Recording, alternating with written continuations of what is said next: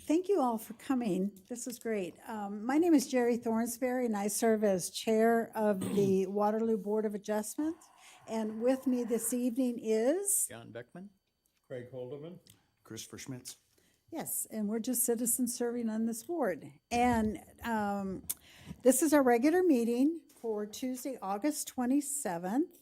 And we have 4 decision items this evening tonight. And the agenda was prepared and sent to us.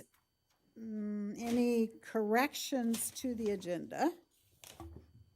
May I have a motion to approve the August 27th agenda, please? Move to approve. Second. Moved and seconded. Any further discussion? All those in favor say aye. Aye.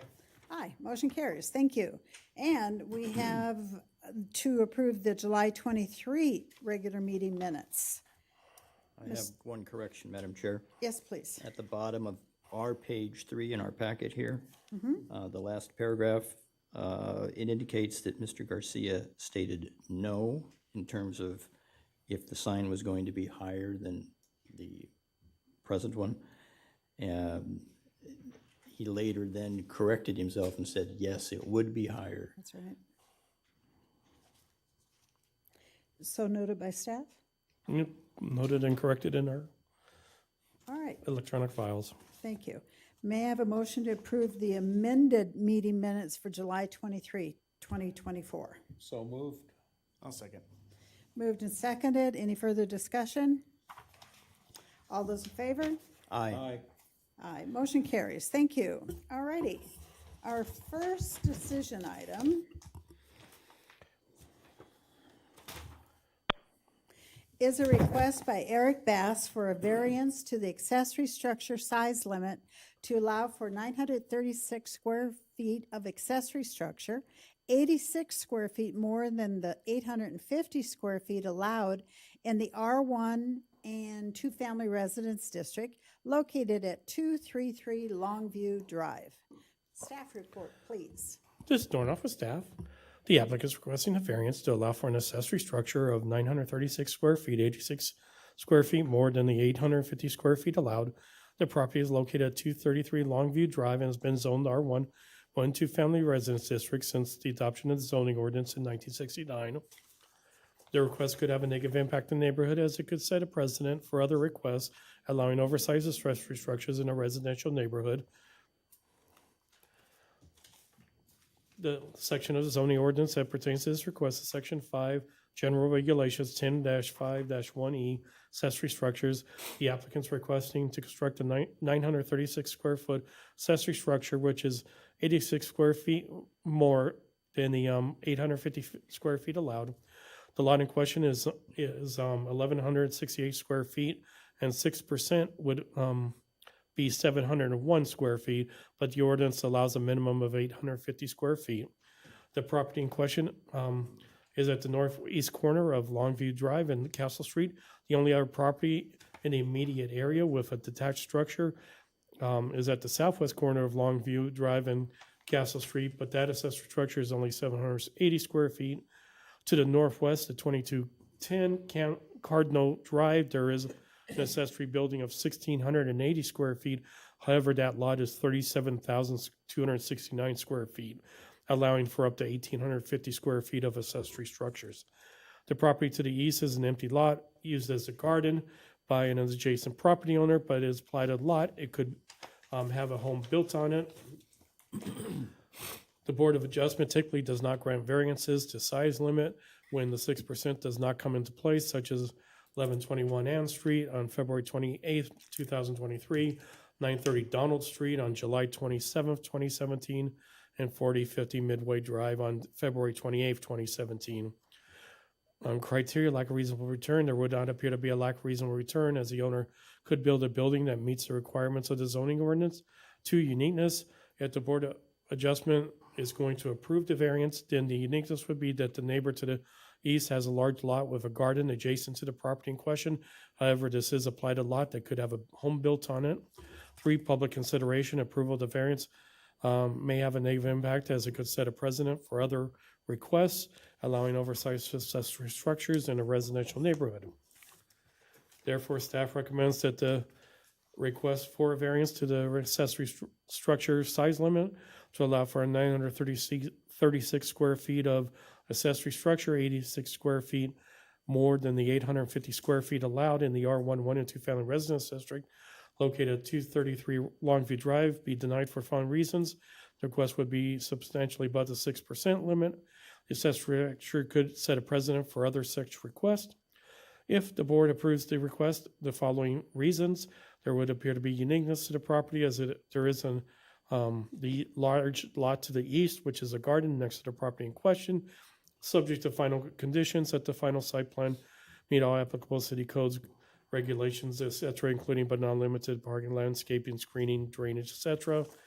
It should also be noted that I did receive one email from one person who was concerned that the garage might be used as a commercial property. A commercial enterprise. Yeah, something be used as commercial. The person wasn't very specific or anything, so. All right, thank you. Questions for staff? No? All right. Is Mr. Bass here? Yes, please come forward. Good evening. State your name and address for the record. Eric Bass, 233 Longview Drive, Waterloo, Iowa. All right. Tell us what you got planned for this. So the building I want to construct is going to be a garage. It's going to be used to restore I have an 86 S10 Blazer I've had since I was 17. I'm going to use it to house that for the next probably 2 to 3 years while I restore it. My son also has a Ford F-150 he wants to restore as well. It will not be used whatsoever for commercial use. It will be private use. The reason why I want to build it so large is I want to incorporate the shed within the garage footprint so I don't have 2 accessory buildings on my property. So the existing shed, the blue and white one, will be, It'll be gone. Yep. So when you say you want to incorporate it in, I know there was some confusion on that language previously. So you're going to completely remove it, but use the square footage for that. You're not going to somehow tie this structure into, whether it's inside a newer building. I know I saw in the plans, there's a picture here from a Menards design and buy. So it's not like this old one is going away and it's just the square footage is going to be part of that. Is that correct? So yeah, the old shed will be gone. Okay. And that square footage that shed will be incorporated into the footprint of the garage. So Okay, yep, just the footprint is incorporated. yeah, the garage okay. itself will be like a 26 by 26, and then the shed will be half of what's left. Okay, And then the other portion will be kind of a workshop type thing, workbench where I store my tools and stuff like that. okay. Mr. Beckman? Mr. Bass, you have a lot of toys on your property. I do, and that's another reason why I wanted to build another garage to house those toys. I know there's a lot there. The red F-150 that had the kayaks in it, I don't know if you can see that in the picture. That's actually my son's. That's not mine. That won't be on the property. However, in the back lot there, where there is the shuttle bus, the camper, my son's F-150, my S10, and my daughter's car, those are all ours. And those will stay. Those will stay. Well, my daughter's 19, and the shuttle bus is hers, and the car is hers. And she's living, Eventually, they will leave my property, but that's probably 2 to 3 years away. So you hope. Yeah, What does she we'll use see. the shuttle bus for, out of curiosity? So we bought that. She wants to travel the country, Okay. so we're going Like a to camper conversion? Camper conversion. Yep, she's pretty excited about it, but again, I need space in order to do that. My attached garage is only 22 by 22. It barely fits my F-150 that I have now. I have like 2 inches in the front, 3 inches in the back. So once I'm done with the restoration, that's where my truck will park. so the red pickup with the kayaks goes away Yep. because your son lives elsewhere. Yeah, we just happened to have his truck there to transport the kayaks on that day that the pictures were taken. So it's normally not there. It's there today. It's there today. What? It's there today. He's not driving for reasons not discussed. But that truck will be going back to his house probably in a week or two. I just haven't taken the kayaks out. I just bought a new truck. I was using the existing garage that I have to detail it, to put ceramic coating on it, so I can't put my kayaks back in the garage because I store them in the ceiling of that garage. Okay. And the camper will stay The camper will stay. outside Yep, where it is. yep. It's actually gonna go against the fence a little bit more than where it's at now, kind of where the shuttle bus is, but back where the current shed is. I want to push it back away from the right of way a little bit. Did I see a note on here? I thought I saw a note that said, as part of this project, you were going to be pouring concrete on the driveway? Yeah, that back lot there will be concrete, Okay. but that probably, again, is gonna be a couple years from now. Okay, yep. I see that 25 to 26, you've got a plan for that. Okay. Can we go back to that picture that showed the vehicles on the property? There we go. Can you see that, sir? Yes, I can. The vehicle in front of the shuttle bus, that's the one to be restored? Yes, that's my S10 So Blazer. that's going to wind up in the garage. That will be in the garage, yes. So the only thing left out will be the camper, shuttle bus, and the vehicle, the blue vehicle, or whatever that is. Yeah, the blue vehicle, I don't know if you have, where the F-150 with the kayaks, Yes. that's where that normally parks. I see. The Ford, the red and silver Ford there, that will actually eventually be housed in one of the garages, probably the attached garage, because my F-150 won't really fit in there. So I'll probably end up putting it in the new garage with the S10 Blazer. How much room are you going to have in there for vehicles? And The new garage? the new garage, well, it'd be a 26, the garage itself will be 26 by 26 with the shed built off of it and then a workshop off of it. So I'll have enough room for my S10 Blazer and my F-150 next to it. So I have a question about your petition. Yeah. And I counted 50. I think there's about 50 signatures. Yep. I'm so glad you're at the podium, at the mic. So I have a question. There's many signatures, but they appear not to be near this property. So what is the city's position on a petition in favor of something and they're not contiguous to the property in question? This is Schrader with staff. We don't have any sort of official position on that. So it would be completely up to each individual Board of Adjustment member how they choose to weight the relevancy of a petition, given, who signed it, how many, where they're at. The only official relevancy to a petition is a petition of opposition, and if there's a weighted mechanism for some requests, not a variance, but some of the requests that can kick in a supermajority vote based on 20% opposition within 200 feet. But that's kind of specific to rezones, and there's a few other things that are covered by that, but not a variance like this. So, and the other question I had is, you indicated 26 by 26. It's a little hard to see on the plans, but I think we were under the understanding it was a 26 by 36, which is what comes to the total that we have in there. So if it's smaller, This is a moot point. I mean, we'd have to redo the math. I don't know if might even be under, but So I'm guessing but it doesn't, based on the site plan, it doesn't show a square, it shows a rectangle, so I'm assuming maybe it's 26 by 36? So the place where I'll be able to park the vehicles, it will be the 26 by 26. I don't know the exact dimensions necessarily, but, so it'll be 26 deep, 36 wide. Of that 36, 26 feet will be garage space. The other 10 feet will be shed space. That's walled off. Yeah, all right. So 76. the 26 by 36 is the overall footprint, which is what we would base it on, so the numbers don't change then? Okay. And then if I heard you correctly, you were saying that the signatures weren't within my neighborhood? Well, I was just looking at the map here. Okay, yeah, it's within a 2-block radius of my house. Yep. Well, with that much space, I would encourage you to, maybe clean the property up a little bit. Yes, that's the goal. Okay. All right. Other questions? All All right, is there anyone in the audience that would speak in opposition to this request? And who do we have on Zoom, please? Ms. Councilman Bozeman and Somebody, somebody for somebody somebody's else. speaking, but he's got, Muted. he is muted?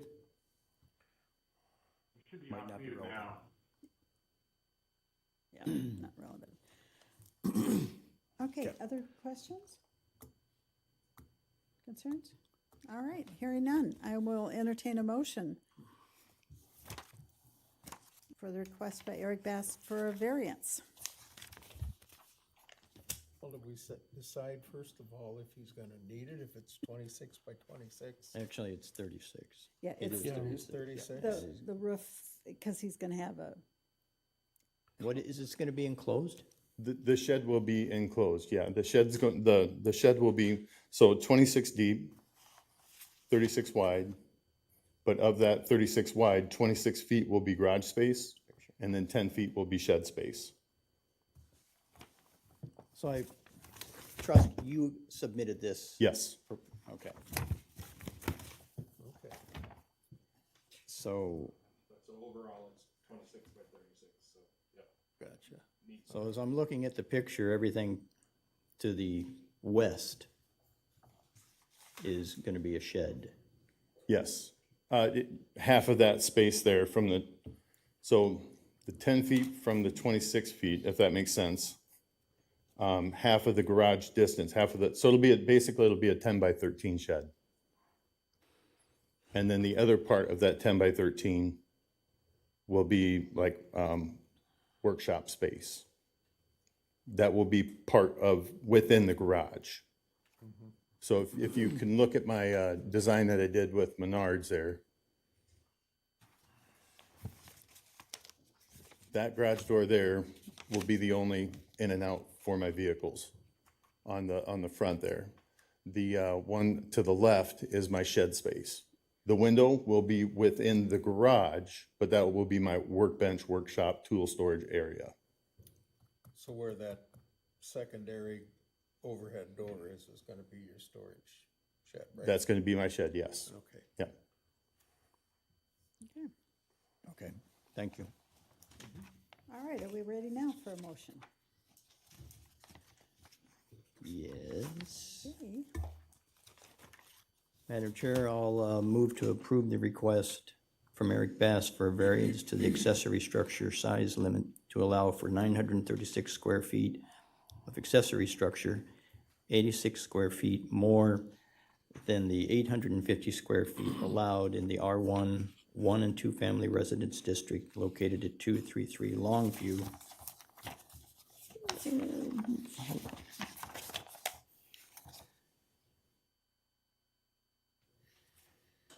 With the following conditions. Number one, there would appear to be a uniqueness as the property to the east is a large lot with a garden next to the property in question. And subject to the following condition, that the final site plan must meet all applicable city codes and regulations, including but not limited to parking, landscaping, screening, drainage, setbacks, etc. I'll second that. It's been moved and seconded. Any further discussion? All those in favor say aye. Aye. Aye. Motion carries. Go Thank forth you. and build. Thank you. Uh-huh.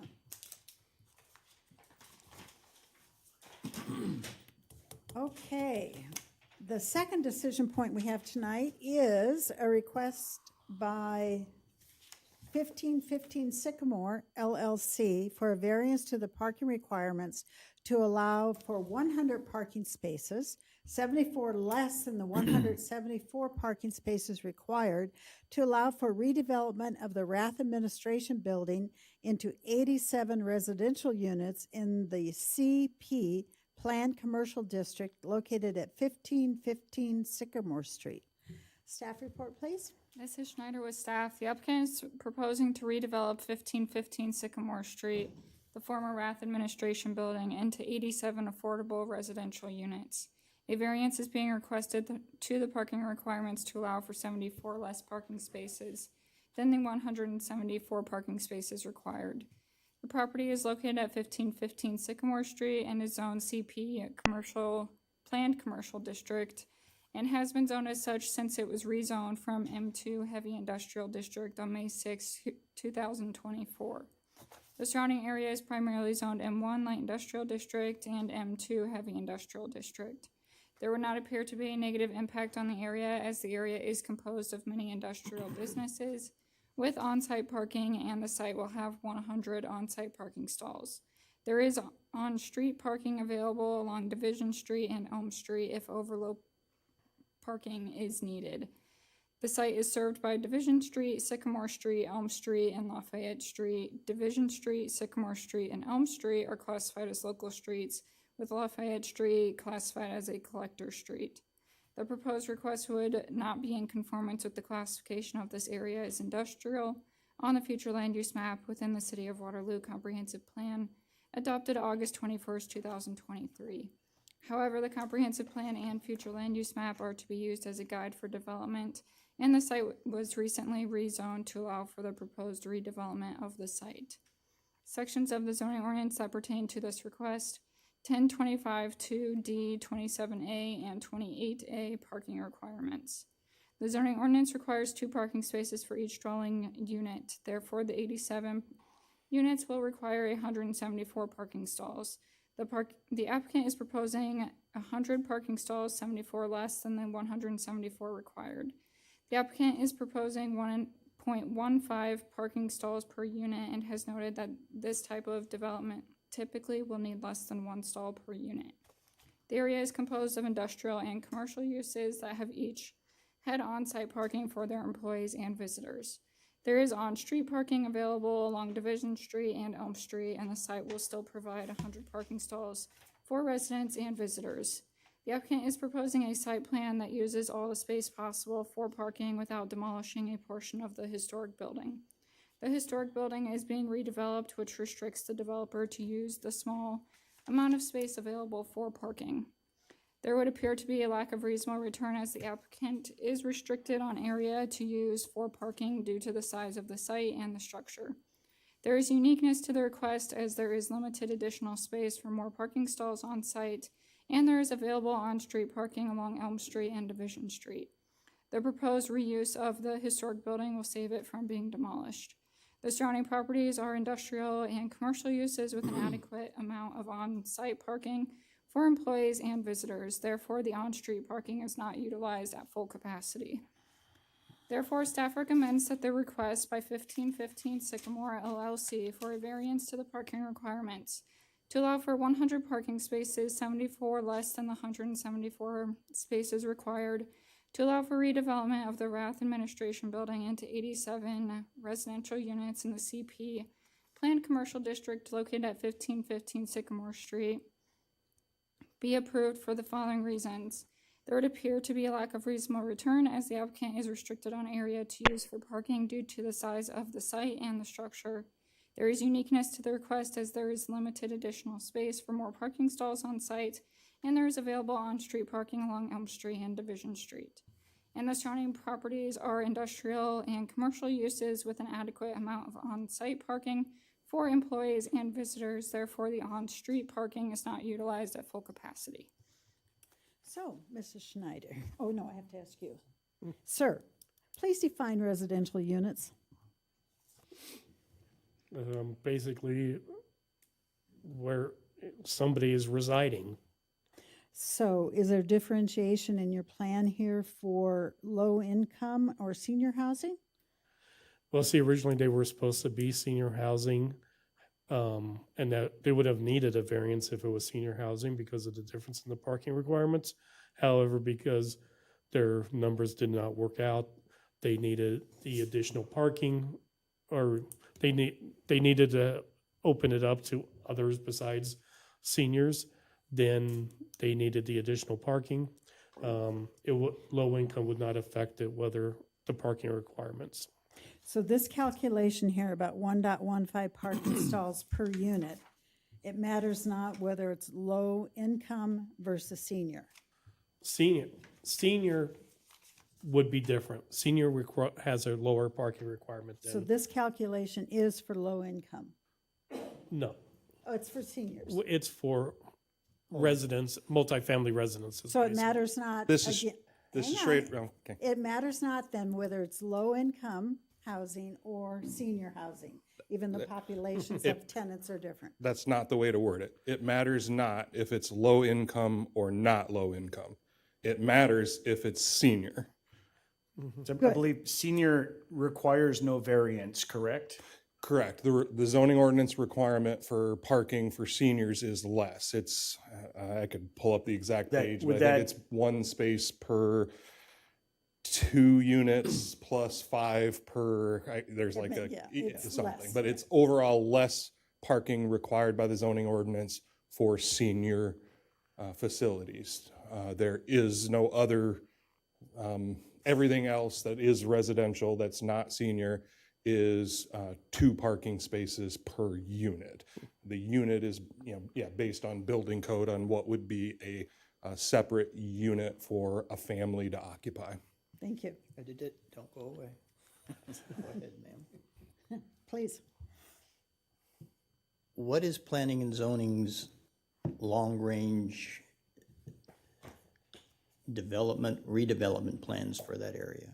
This is Schrader with staff. This is definitely primarily a industrial area, and the long-term plans for other areas around that is they will either remain industrial or be redeveloped for some sort of industrial or commercial use. So for instance, this is the Rath Administration Building, and directly to the south of it is the main Rath building, the 6-story huge building that is slated for demolition. It's in the process right now it's had the asbestos testing complete. The city received a grant for asbestos abatement in preparation for demolition. I don't know any sort of time frame on demo of that one, but once that is completed, that will open up, what's essentially probably the equivalent of about 2 large city blocks for development, and it would be anticipated that it would be some sort of industrial type development. Residential is typically not looked at as a great mix with industrial uses, but this site was rezoned from M2 heavy industrial to the CP planned commercial district, which does allow residential specifically for that purposes of allowing the site to be redeveloped. This site has been a problem for how to get it redeveloped, or if it can get redeveloped, or if the administration building would also have to be demolished. And we've looked at some other development potentials that were more of commercial office space, but nothing was able to be worked out and move forward. So the only thing that we've found, that seems like a feasible option is a housing proposal. And we've had a couple of different developments potentially look at it. This one looks like it's completely ready to go as long as it can get all the approvals it needs. So it seems to be a viable use that will save the historic building. Hold on just a second.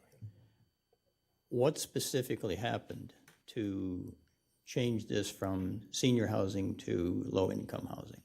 That would probably be a question for the developer, and I guess I'm not even positive if this specific developer looked at the senior or if it was a previous development proposal. I know a senior housing project was looked at for the site, and then for whatever reason didn't move forward. I don't know the specifics of why the senior one didn't move forward. So you're talking 2 different developers? I think so, but if the Developer developer A proposed senior housing, and then something happened and it changed up to low income. I believe so. So what was that? What changed? What caused the change to go from senior to low income? I think the market, I think the economic viability of the project, the cost of what it was going to cost to rehab it versus what they thought they would be able to rent the units for, would be my guess, but I cannot confirm that. I was not part of those discussions. So that information, I mean, planning and zoning would have known that if you're gonna do senior housing, you have to have A, B, and C. That information was shared with the developer when they first approached, so that the developer would have known that up front before potentially chasing it as a senior housing project? I believe so. I cannot confirm that, but I believe so, yes. Okay. Hello, can you all hear me okay? Who's you? Sorry, I'm right up here. Can you see me on the Zoom? Yes. Yes. Okay, sorry, I was having some audio issues with my computer, but I can speak to your question on the senior versus family because it's not a different developer. We were the ones working on both. Okay, stop for a second. You need to identify yourself. Name and address, please. Yeah, sorry. So my name is Charles Moore. I'm part of the development group, Sycamore, 1515 Sycamore LLC. Okay, and your comments, please. Yeah, so the plan for the building was originally to do senior low-income housing, and as part of working on our loan with our tax credit investor, we needed to get a housing study. In the absorption rate did not come in favorable for senior housing, which basically just means that we would, according to the results of the housing study, that if we built 87 senior units, it would just take too long for the market to absorb them. And so we had to pivot to family, which is just basically, it's still a low-income housing project. It's just, it's not 55 plus senior anymore. And so the housing study, when we switched over to family, the absorption rate became very favorable, where, it looks like we should have the building probably filled up within a few months of having it completed, versus quite a bit longer for the senior housing. So that's why we had to switch. And when we switched, basically the parking requirement, almost doubled. And so that's why we're here requesting a variance for the parking reduction. Thank you. Go ahead. We'll go back and forth. Let me ask you a quick question. This is Craig Holdeman. Are you planning to use or have one bedroom, two bedroom, or a mix of all of them on these Yeah, units? we have a mix. It's it's probably going to change a little bit, but right now we're looking at 44 one-bedroom units and 43 two-bedroom units. Okay. Thank Say that second number again. 43 two-bedroom, one-bath units and 44 one-bed, one-bath units.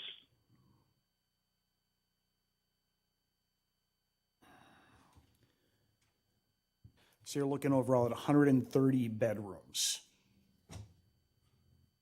Correct. Is it absolutely necessary to have that number of units, that many units?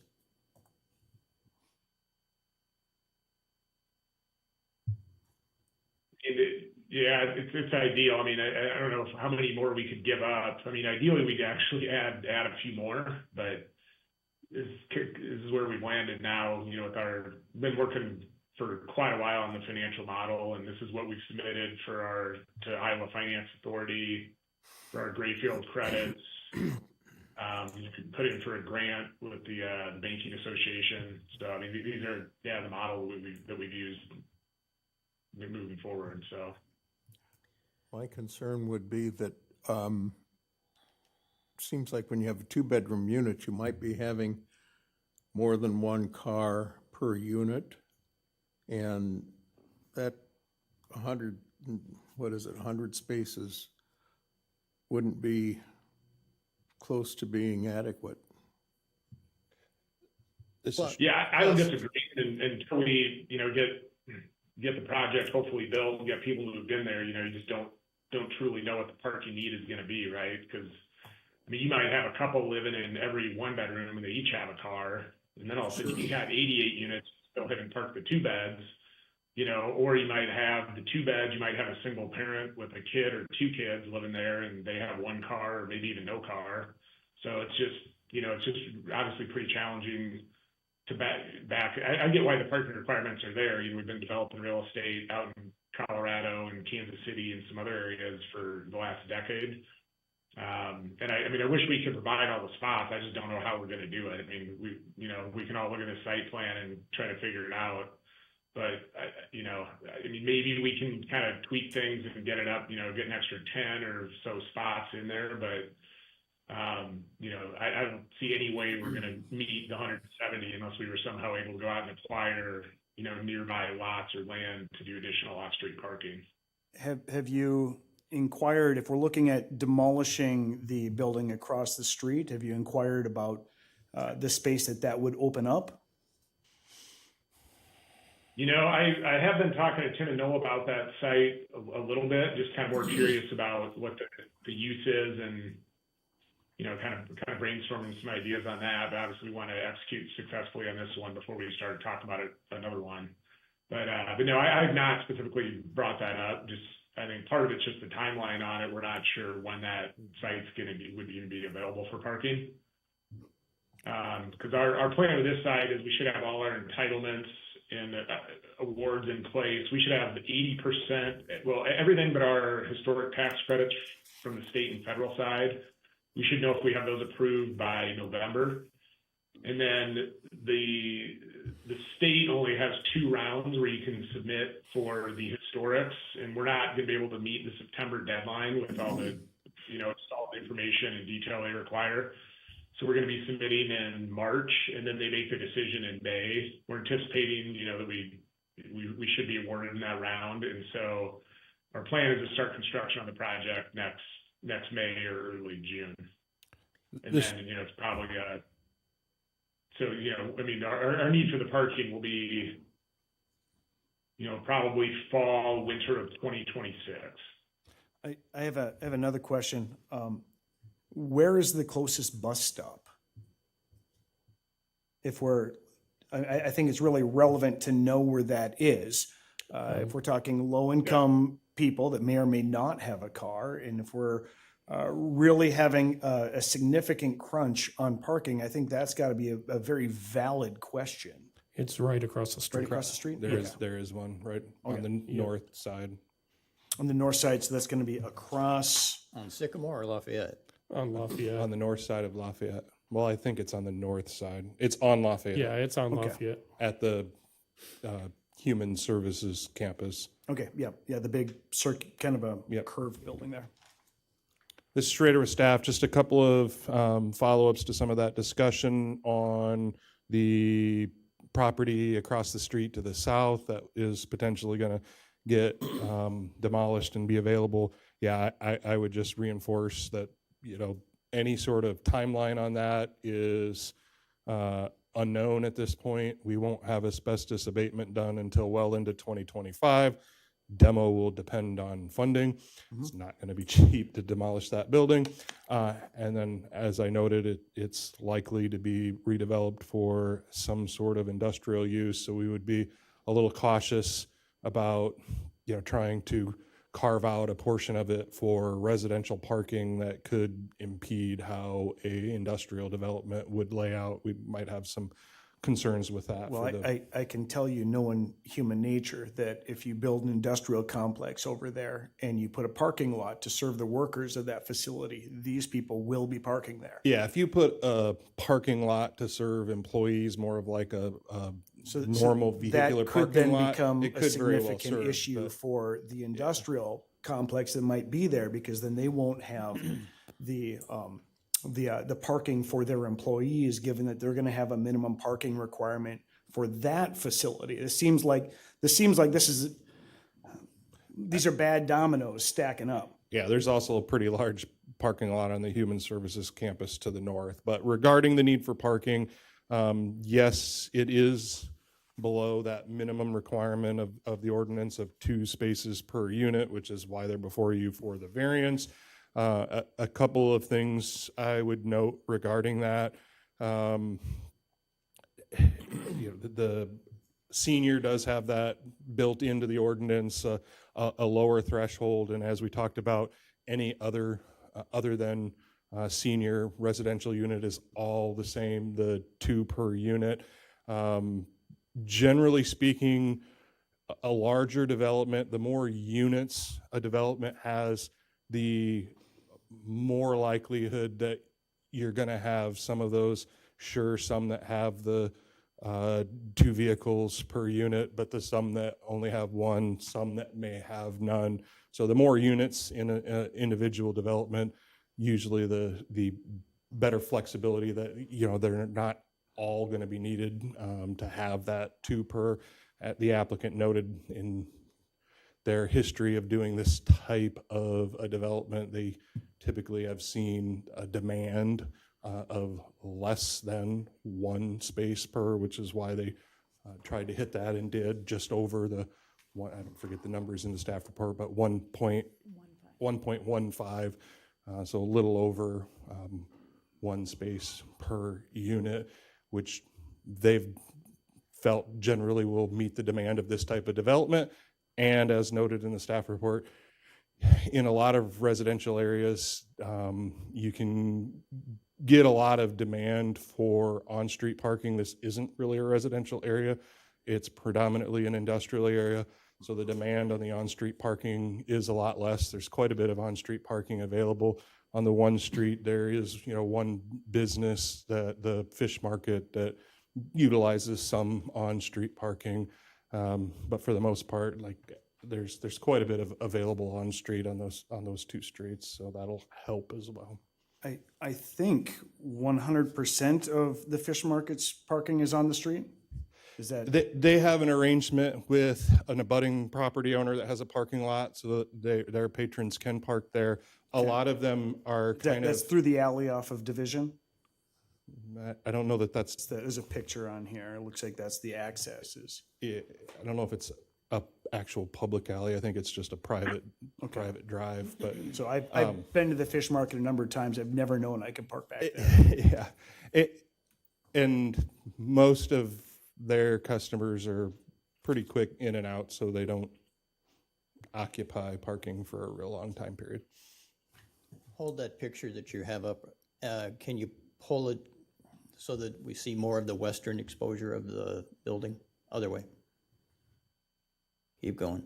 Stop, please. That small section right near Elm Street that butts up against what the parking lot, you see what I'm talking about, Eric?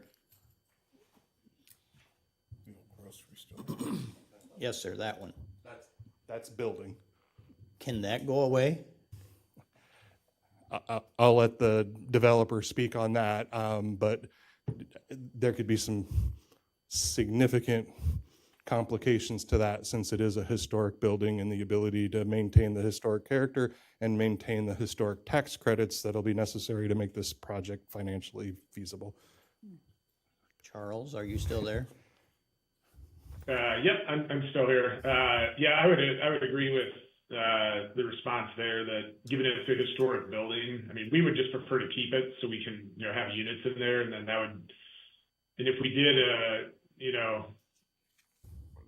explore that option, that would definitely have to be a discussion with, the State Historical Preservation Office and then the National Park Service for the tax credits, being a pretty critical piece of the capital stack.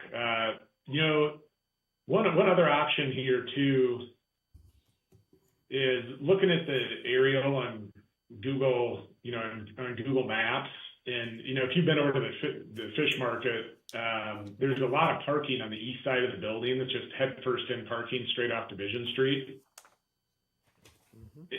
I don't know what the city code says about that, but if we could do, the parking as we have depicted on that rendered site plan, and then also have all that head first parking off Division Street that's already there. I mean, if I remember correctly, I think that lot is, the block is about 330 feet by 330. So, if you're figuring 10 feet of parking spot, I think we could probably get another, 25 or 30 spots right off Division that are already being used like that. This is Schrader with staff. Staff has also internally had some discussions about the potential to vacate Elm Street. So the one on the west side of the development, Division's on the east, Elm is on the west. The potential to vacate Elm and make that available for some additional parking. There are some complications to that because there is an industrial business to the west, which does have a couple of accesses. So we'd have to look if those can be relocated or if they can be an easement retained so they can still potentially come through. But that's a potential as well because Elm doesn't really go through to anything. There isn't really going to be a lot of traffic other than that industrial business to the west and the tenants of this Could you development. estimate how many spaces that might free up? If you vacate that, let's say, all the way back to the property line. So if there was a variance that allowed for them to abut directly up there with some sort of a curb, so you've got your parking, you've got your separation, what's the maximum amount if that was vacated and that was all paved, eliminating that little road, those 3 trees on the northwest corner of that site? How much space? This is Schrader with staff. We'd have to do some calculating, but I'm guessing if you literally are going to completely rip out the street, rip out the sidewalk, rip out the last of that green space there on that west side, you probably, that street all the way from Sycamore to Lafayette is a good length as well. I'm guessing you could probably for sure get more than 100 total in there. I don't know that, we would necessarily look at being that aggressive with it. It might make more sense to vacate the street and then just modify the street for, similar to Division to where there is the head in or angle parking. And you probably just doing that could probably get at least another 50 in there. So The Schrader with staff, even though we've noted that as a possibility, we still felt that the request was reasonable, so staff was recommending approval as is. So we would hope to see it approved. We could definitely, if parking becomes a problem, which we don't think it will, but if it does, we certainly can work with the developer on ways to address that, which could include looking at more parking on Division or vacating Elm and getting quite a bit more parking. So I hate to be a fly in the ointment, but I bring up some stuff because I own historic property. I am surrounded by low income residential places, and I have the bare minimum of parking that is necessary for my business. I own a bed and breakfast. We're very nice, very upscale, and people park in my space all the time. So it sounds to me like we're making a lot of assumptions on the parking for the fish market. We're making is the owner of the fish market here to speak in favor of this? Can I ask that question? Okay, so I have people that park in my space all the time. I have an agreement with the lawyers across from me so that I can use some of their space, but that also means it's not my space. And it's further for my people to walk. So when other people start taking over my space, that hinders and that hampers the outlook for my business. So I think unless staff has some sort of an endorsement from the owner of the fish market saying, I like this idea, I feel like there has to be a different way. I don't think that we can say confidently what we say over here under the criteria, that there's adequate space for additional stalls on Elm Street and Division. I think you have half of that. You don't have any space on Division. I don't think that we can take that away from another business who probably relies on that for their income.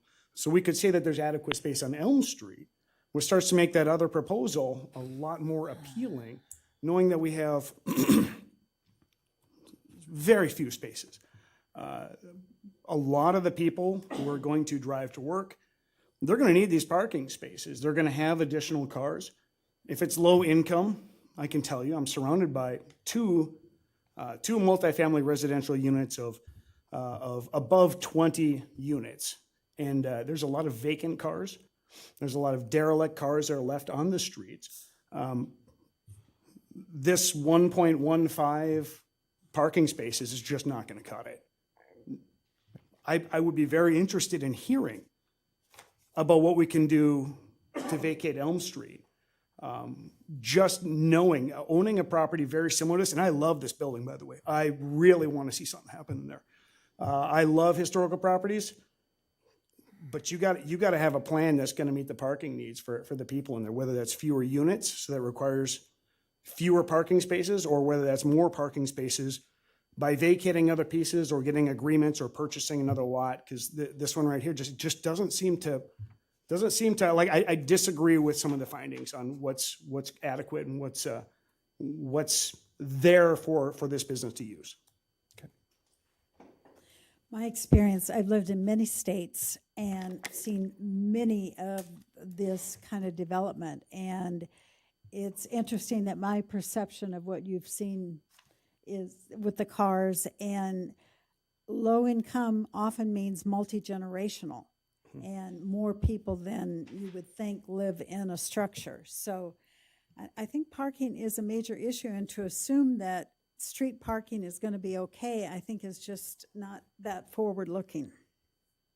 Mr. Schrader or staff, the other thing I could note nationally, we haven't looked at the city of Waterloo parking requirements for amendment here recently. It's been talked about a little bit, but nothing pursued. But nationally, we are seeing the trends where a lot of communities are lessening parking standards, and actually a lot of communities, to encourage more dense developments, are actually doing away with minimum requirements altogether and enacting parking maximums, where they will say this development can't do more than X spaces per unit, because they don't want to see so much wasted space on parking lots. Yeah, in my hometown in California, they are allowed to park on the front lawns now. It looks really good.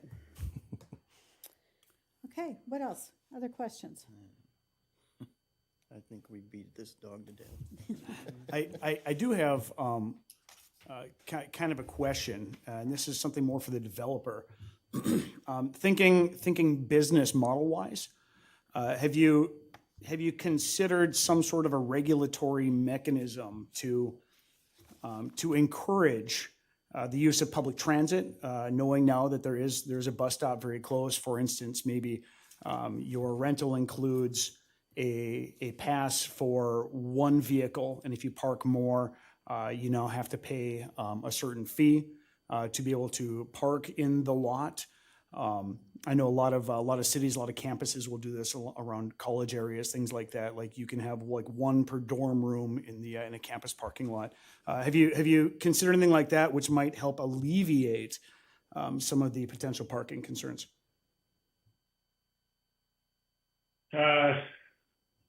We have not on this site yet, and I'm not sure if Iowa Finance Authority would allow that with the 4% LIHTC. They just have rules on what you can and can't charge for. Okay. One idea that would be interesting that we could work with the city of Waterloo on too, which I've got a project here in Denver at 2362 South Broadway, which is it's a pretty dense area. Broadway is kind of the spine of town that runs all the way from downtown way down south. And we have 3 parking spots for a 22-unit apartment building there. But there's a bus stop, kind of right out front. And what we've looked at as what we're working on approval on as part of our parking reduction there is, you provide a bus pass to the residents in the hopes that if they have a bus pass paid for, they'll actually use the bus. We need to look at that if we can put our model. I don't know what a bus pass costs in Waterloo, if we can work with the city on doing something there. But I mean, I think what the goal was today is, obviously we were asking for an adjustment to the 100 spaces. I agree with a lot of the comments made that, if we can park all the units appropriately, then, if everybody has an off-street spot, that would be ideal. And I think we can certainly work towards that. It just, obviously we're not going to be able to resolve that, in this meeting today, because, especially if we're talking about vacating streets and, knocking off wings of the building. So I'm 100% open to all ideas and exploring other options to get more off-street parking though. What type of housing is this that you're talking about in Denver that you're involved with? It's a apartment building. What, low income, No, it's just market rate. which is what, roughly? Oh, it'd just be, I mean, really just whatever you know, you put out a one bedroom and you think it's worth 1,800 a month. Okay, You know, maybe you get 1,800, you might get 1,900, you might get 1,600. okay. But I've got another historic project we're finishing up here in Denver at 1025 Broadway, which is a very dense neighborhood in the Golden Triangle. And we have no parking for the building. It was a 40-room hostel that we're just wrapping up construction on, converting it from 40-room hostel to 20 apartments. We have a commercial tenant on the main floor. That's 18 one-beds and 2 studios. And we're working with the Denver Housing Authority to do all Section 8 vouchers on the property. And they think they'll have the building filled up, you know, within weeks. You know, with no parking spots available. And I mean, I think the assumption here though is we got a lot bigger problem with affordable housing in Denver than probably Waterloo has. But I think the assumption here is that, you know, there's probably just no parking, or it's just such a walkable neighborhood that people just don't need a car. You got grocery store, they might work at a restaurant or somewhere nearby. But I mean, obviously two very different markets. So I don't know if we can really even compare that. Excuse me for interrupting, but I think we're getting way beyond the purview of this board. Just seeking information. Yeah. Understood, but, you know, we don't, you know, it almost sounds like we're trying to tell them what to do. And that's what I'm hearing anyway. I would just like to get back to acting on what we have here. This is Schrader with staff, but if the board's not comfortable granting a variance, then kind of seeing what works for the developer as alternatives is kind of a valid approach. So I would just say, if the board is not comfortable with the variance, then the potential, looking at the vacate of Elm might be the easiest path forward to look at, the option. So I guess, but I would want to ask the developer, if the board doesn't approve this and would table it, what's your, timeline on when, how long before it would start impacting the project's viability?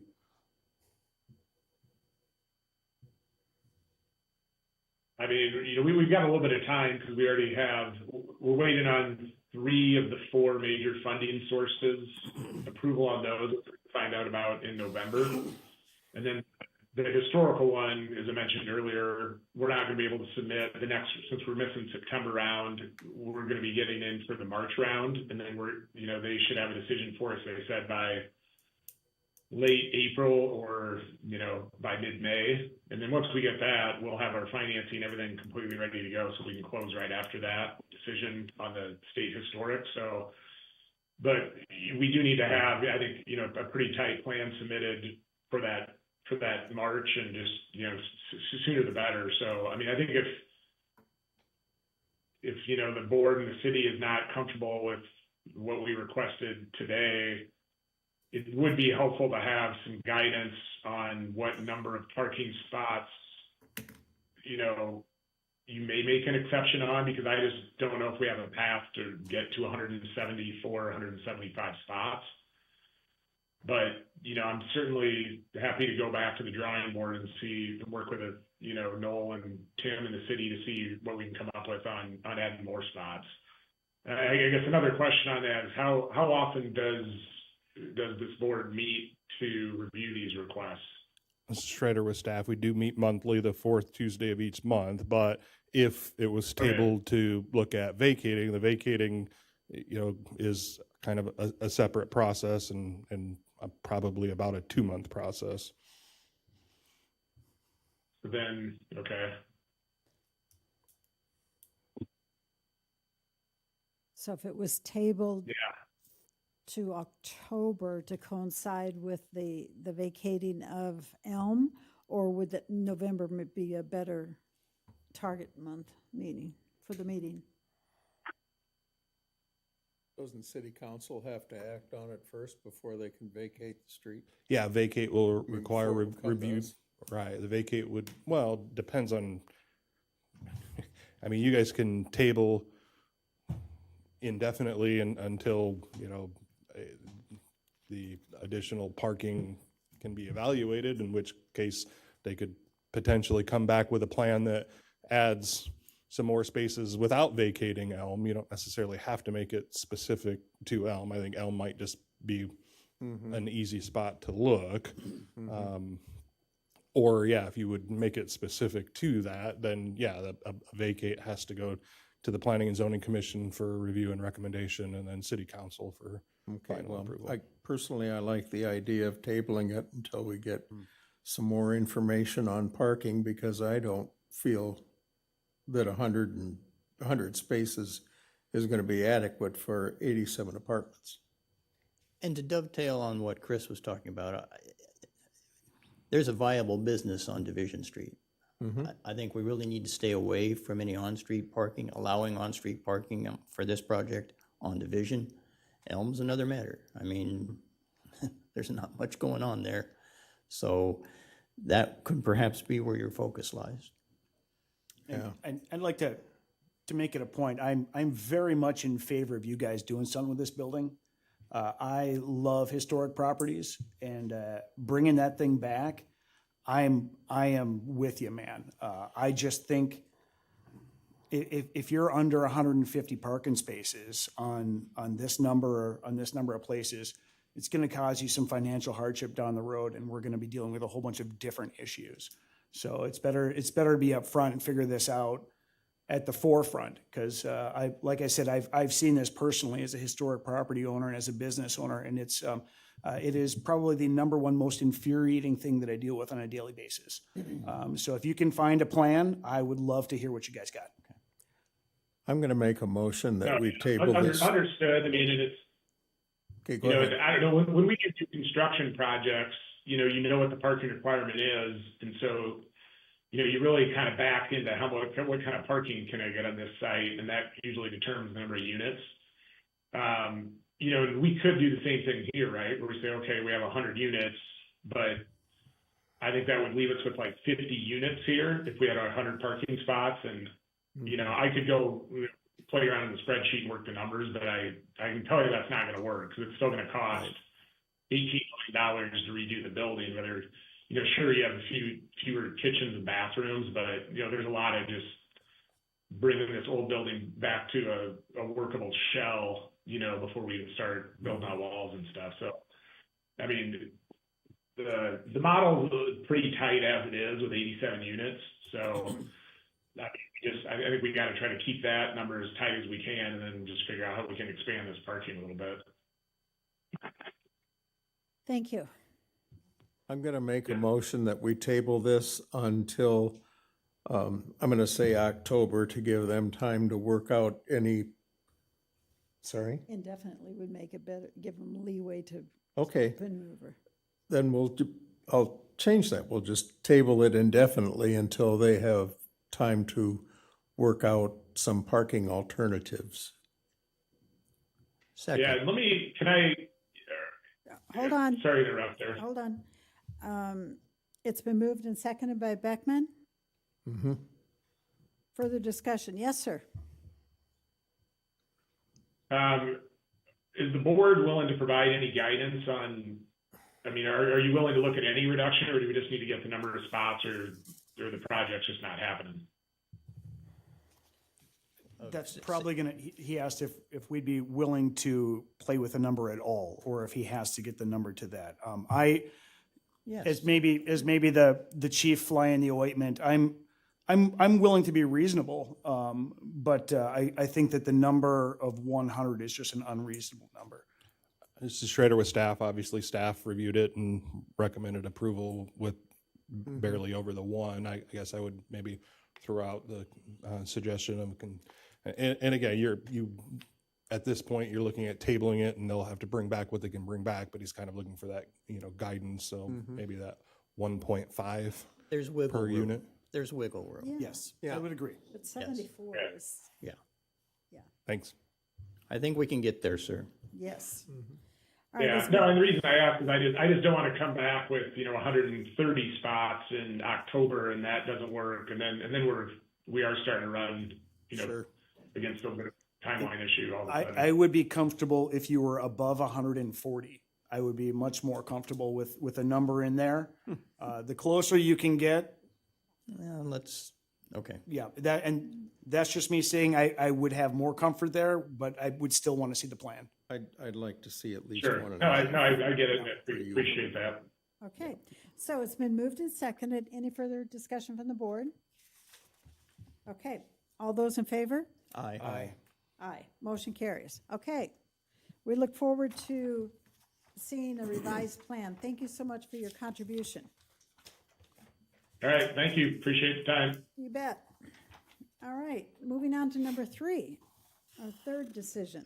Request by Gary Keel for a variance to the accessory structure size limit to allow for a 1,184 square foot of accessory structure, including 344 square feet of deck, 334 square feet more than the 850 square feet permitted in the R2 1 and 2 family residence district located at 1727 Hawthorne Avenue. Staff report.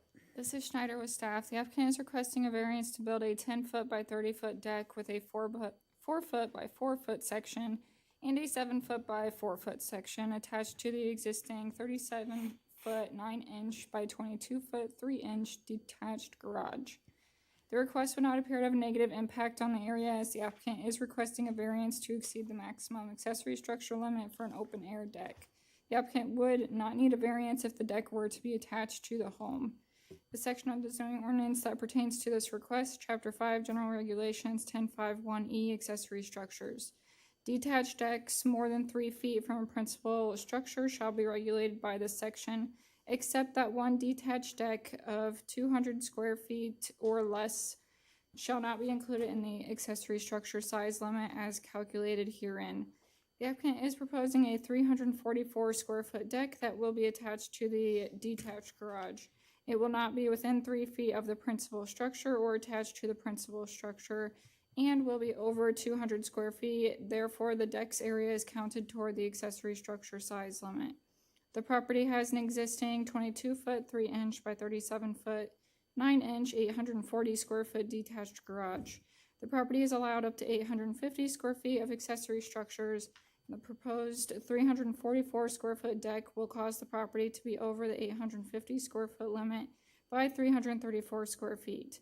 The site is proposed to have 1,184 square feet of accessory structure, including the proposed deck. The deck will be constructed all at one level and with composite boards. The deck will be even with the driveway, so there are no steps. The existing gazebo structure will be placed on top of the deck, and the proposed deck will only be a few inches off the ground, 6 inches or less. So it will look and function more like a patio, but because it is a deck over 200 square feet, it counts toward the accessory structure limit. There would not appear to be a lack of reasonable return, as the applicant could build a 200 square foot deck attached to the existing detached garage. There would appear to be uniqueness to the request, as the deck will not be enclosed and will be constructed near the ground. Therefore, there will not be a significant impact on the area.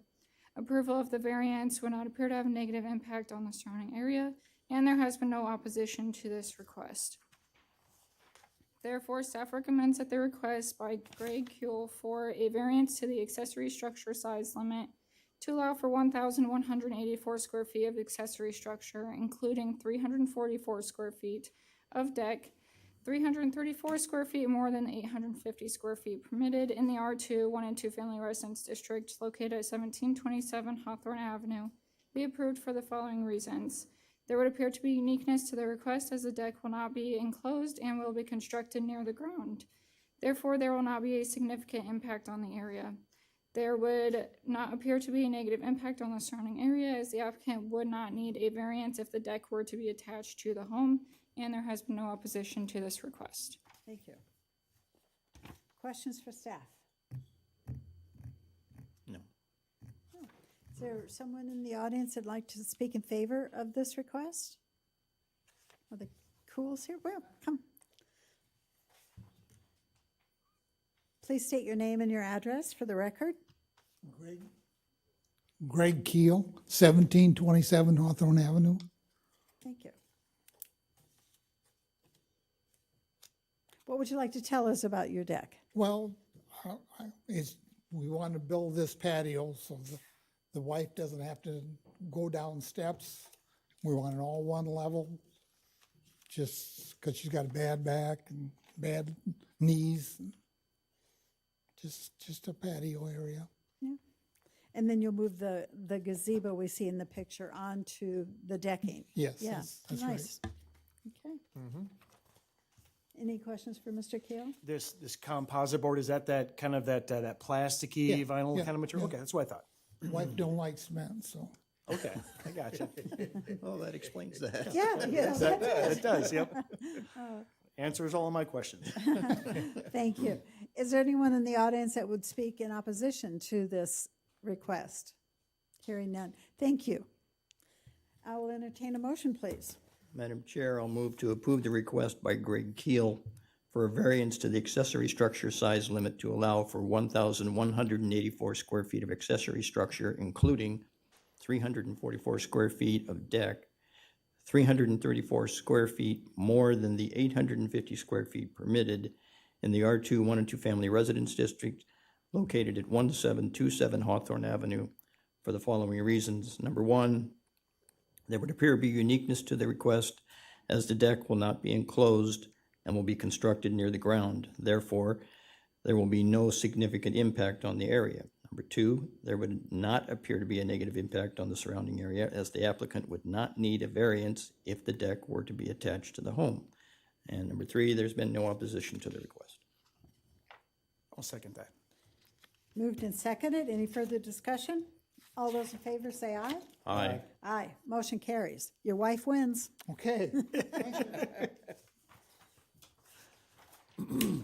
Okey doke. Our fourth decision item tonight is a request by Envision Architecture on behalf of Waterloo Community Schools for a special permit for the construction of a new high school and a variance to allow for a setback of 4 feet, 46 feet less than the 50 feet required along Katoski Drive for an addition to the building in the A1 Agricultural District at the current location of Central Middle School and the Waterloo Career Center at 1350 Katoski Drive.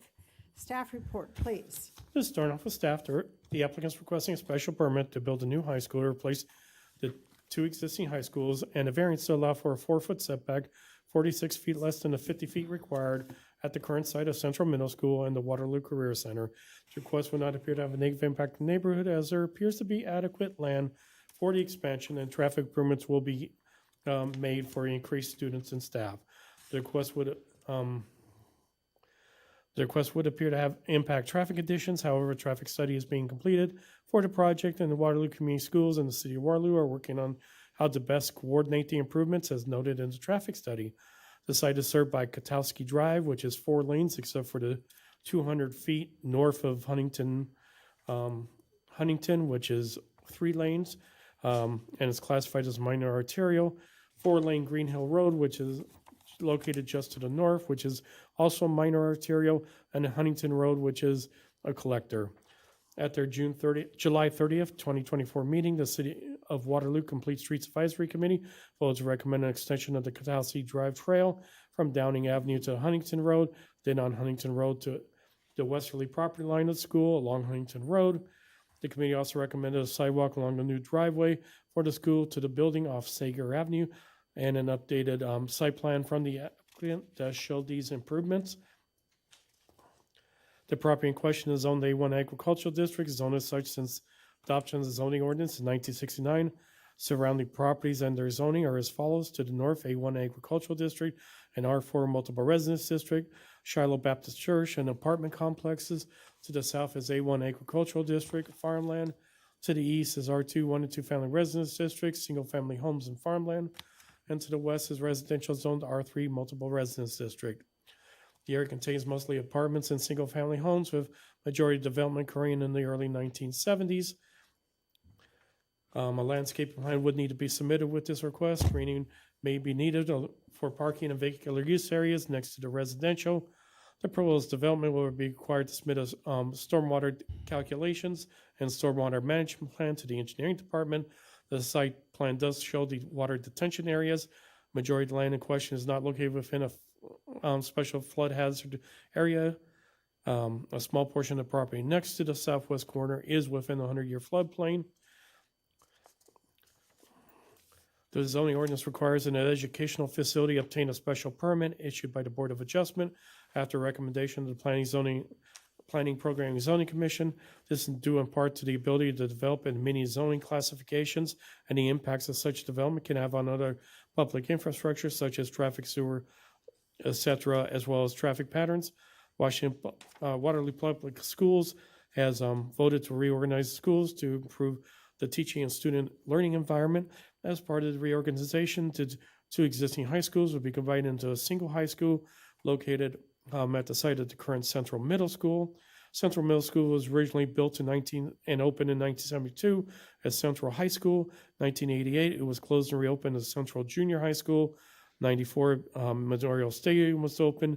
In 96, Central Junior High was renamed Central Middle School. And in 2016, the Waterloo Career Center opened as part of Central Middle School. Central Middle School currently has an attendance of just under 500 students, while Waterloo Career Center currently has an attendance of approximately 600 students. Attendance for the new high school is estimated at 1,800 when the new school first opens in 2028-2029 school year, and planning for a long term of 2,200 students. The Waterloo Career Center will continue to be located at the present location. As part of the conversion to high school, the Waterloo Community Schools is planning 2 additions to the existing building complex, including a performing arts addition, a learning community addition, and an athletic addition to the northeast of the existing career center. The existing building has a gross square footage of all floors of 214,720 square feet. The Performing Arts Learning Center addition will have 178,633 square feet, and the athletic addition will have 119,000 square feet for a total of 512,357 gross square feet, a completed building. Waterloo Community Schools also plans to add additional sports fields to the school property, and there has been discussions about additional sports fields at Marion's Park. The parking requirement for a high school is 1 space for each person regularly employed at the premises and 1 additional space for each 6 students and maximum occupancy. Proposed 20-year projection of 2,200 students, 367 parking spaces just for students would be required. It is estimated that there will be 150 people employed at the school, which will require 150 parking spaces, which gives a grand total of 517 parking spaces required. The site plan submitted for the project includes 1,300 parking spaces, far exceeding the parking requirement. Waterloo Community Schools hired H.R. Green to do a traffic study for the new schools, planning major changes to traffic flow into the school. A preliminary draft of the proposal includes moving the major automobile entrance from the current location at the corner of Katowski and Downing Avenue intersection to approximately 600 feet north of Huntington Road, where a traffic signal would be added. However, it is also recommends that keeping the light at Downing Avenue and Katowski Drive for pedestrian safety. A second driveway would be added to Huntington Road, with one primarily for students and parents, the second primarily intended for buses and employees. The plans also include a driveway primarily for buses and service vehicles with an entrance off Sager to the north of Marion's Park. Traffic study recommends that the yield signs would be replaced by stop signs at the corner of Sager and Progress and stop signs at the new driveway entrance to accommodate school bus turning. The traffic study also proposes that a roundabout be built at the intersection of Huntington Road and Katowski Drive. Finally, the traffic study recommends adjusting traffic signaling at Amesboro at both Downing and Blackhawk Road.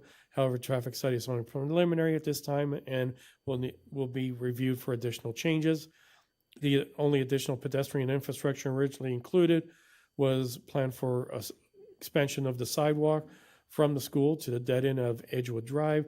The Complete Streets Advisory Committee recommended a sidewalk along Sager Avenue, which is already in place, and along the new driveway from Marion's Park to the buildings, which Envision Architecture shows on their latest submitted plan. The Complete Streets Advisory Committee also recommended that Katowski Drive Trail be extended to Huntington Road and trail along Huntington Road to the school's west property line. City engineers also recommending the trail be included, and the applicant has submitted a new site plan that includes the trail along Katowski Drive and Huntington Road, along with the sidewalk along the new driveway to Sager Avenue. The school district also owns a 28.65 acre site on the east side of Katowski Drive, but that property is not included in the special permit process, anticipated to be used for the school's ag science program and for additional sports activities in the future, which would require a special permit. The Planning Program and Zoning Commission voted 5-0-1, with Ewing, the school board representative to the commission, abstaining, to recommend approval of the request at their August 13th, 2024 meeting. At the meeting, neighbors did express concerns about the buffer between the school and the residential neighborhoods. To the east, the Waterloo Schools has not yet submitted a full landscaping plan that will be reviewed at a later time, along with the potential for screening along the west boundary line of the school near the residential development. The applicants are requesting a variance to the setback requirements allowed for a 4-foot setback, 46 feet less than the 50-foot required for the addition along Katowski Drive. The request would appear to be unique as it is zoned A1 agricultural district. Schools are allowed in most zoning districts, so it was felt at the time that the zoning was adequate for the site. However, as a school and the A1 setbacks would not appear to be appropriate for this site. There will also appear to be an uniqueness to the setback as it's adjacent to city-owned right-of-way of Katowski Drive with an unusually wide right-of-way, and which is would not affect any neighbors, and the engineering department does not have any concerns about the variance. There would be approximately 50 feet from the edge of the building to the edge of the road. Therefore, staff recommends that the request by Envision Architecture on behalf of Waterloo Community Schools for a special permit for construction of a new high school, and a variance allows for a setback of 4 feet, 36 feet less than the 50 feet required along Katowski Drive for addition to the building in the A1 Agricultural District at the current location of Central Middle School and the Waterloo Career Center at 1350 Katowski Drive be approved for the following reasons. The request would not appear to have a negative impact on the surrounding area and would appear to be compatible with the surrounding area. The request would be in conformance with the comprehensive plan and future land use map for the area. Subject to the following conditions: that the final site plan meets all applicable city codes, regulations, etc., clean but not limited to parking, landscaping, storm water detention, etc., and that traffic improvements are properly implemented as recommended by the traffic study, as after further review by city staff and the city of Waterloo and Waterloo Community Schools will determine the best way to fund the improvements. Oh, thank you. Yes. Need some water? Questions for staff? This may also require the architect to step up. 'Cause Right. I Okay. have, Well, she is present, so Hi. Hi, I'm Kate Payne with Envision Architecture. I'm sorry, Kate? Kate. Okay. Yes. And we have Zach. I am Zach Kelly, representative for the Waterloo District, And what do you do for the Waterloo District as its representative? Director of Operations. Thank you. Okay. Staff, the first paragraph under vehicle, pedestrian, traffic conditions. The way I'm reading this is that the traffic study is being completed for the project and Waterloo Community Schools, blah, blah, blah, working on how to best coordinate as noted in the traffic study. Is this study complete or not complete? This is Schrader with staff. The study is not complete. They have a draft of it done. That draft was submitted to the city. The city has completed a review of that and provided comments back. The comments back were quite lengthy. Now, some of those are very, minor technical things on how they're analyzing some of the numbers, and some of them was more, of like how they arrived at recommendations and what level of service would be deemed acceptable before a particular type of improvement has to be made. So we're asking them to take a look at that and kind of finalize that before a final traffic study would be presented. But I don't think it'll, drastically change the improvements that the staff report kind of suggests, it might impact timeline on when they might have to get done. Like, because there's some discussion in the draft study about what improvements might need to be done right away before the initial school would open, which versus what ones might be able to be pushed out a little farther, like the roundabout. Okay, third paragraph under that same category, it talks about voted to recommend the extension of the Katoski Drive Trail from Downing Avenue to Huntington Road, and then on Huntington Road to the westerly property line Page of 35. page 35. So right now, there's no sidewalk on Huntington from Edgewood to the east. Has that been considered about putting a sidewalk from the school property line to Edgewood? Trying to get to an aerial.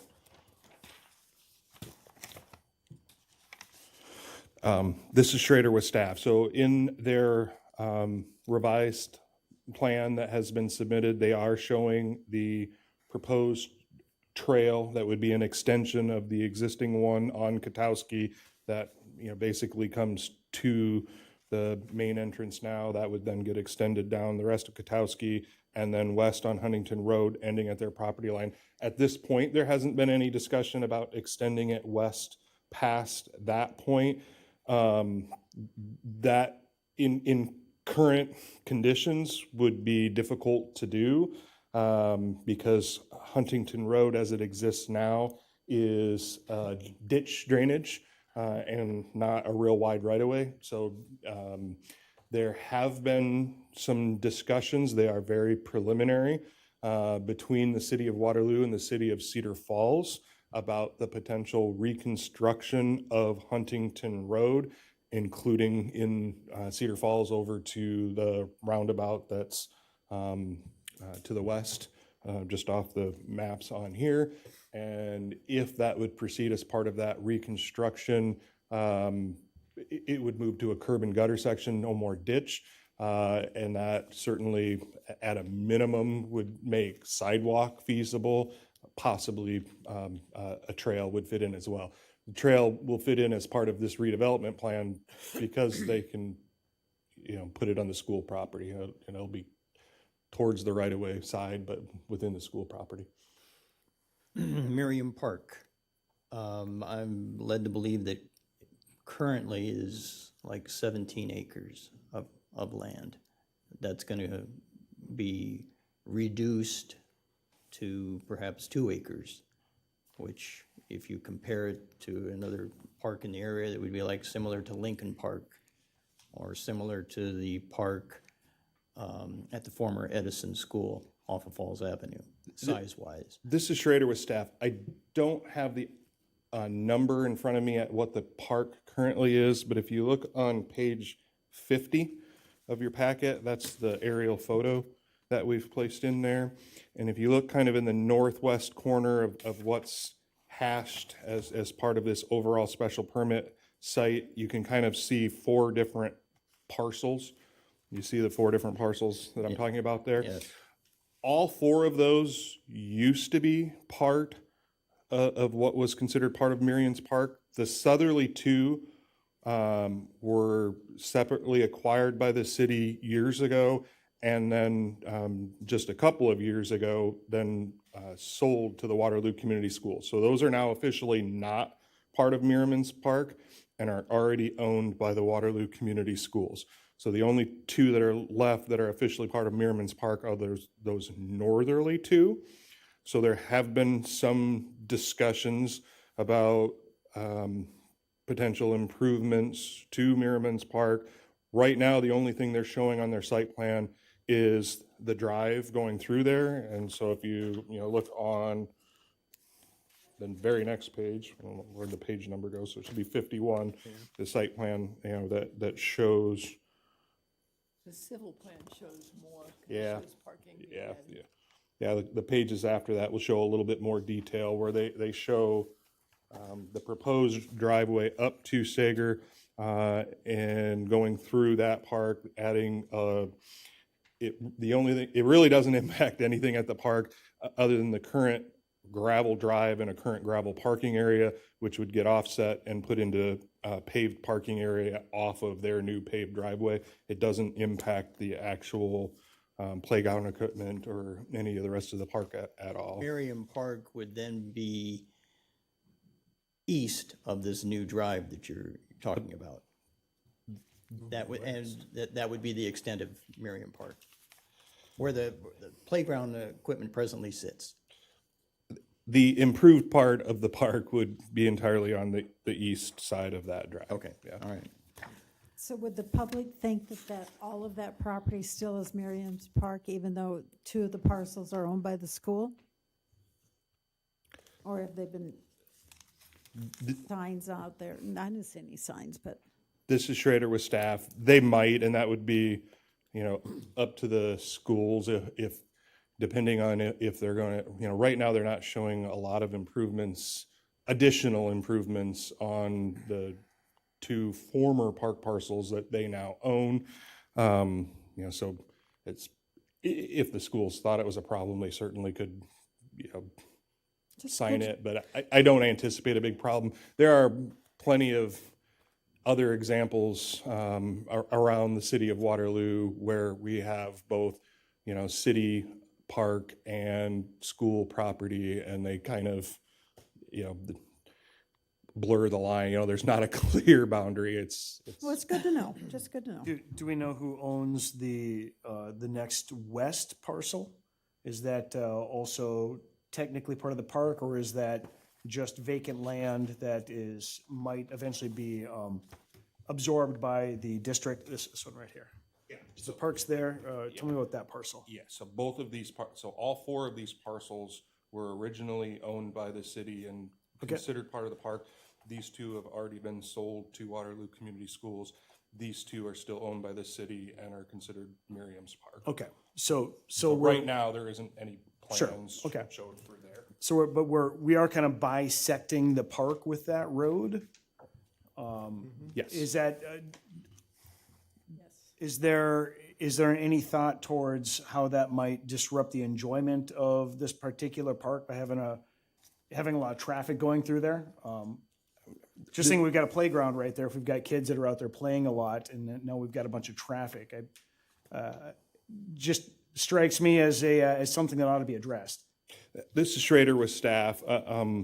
There have been some preliminary discussions between the school and the city about this, including with Leisure Services, who oversees all of the city parks.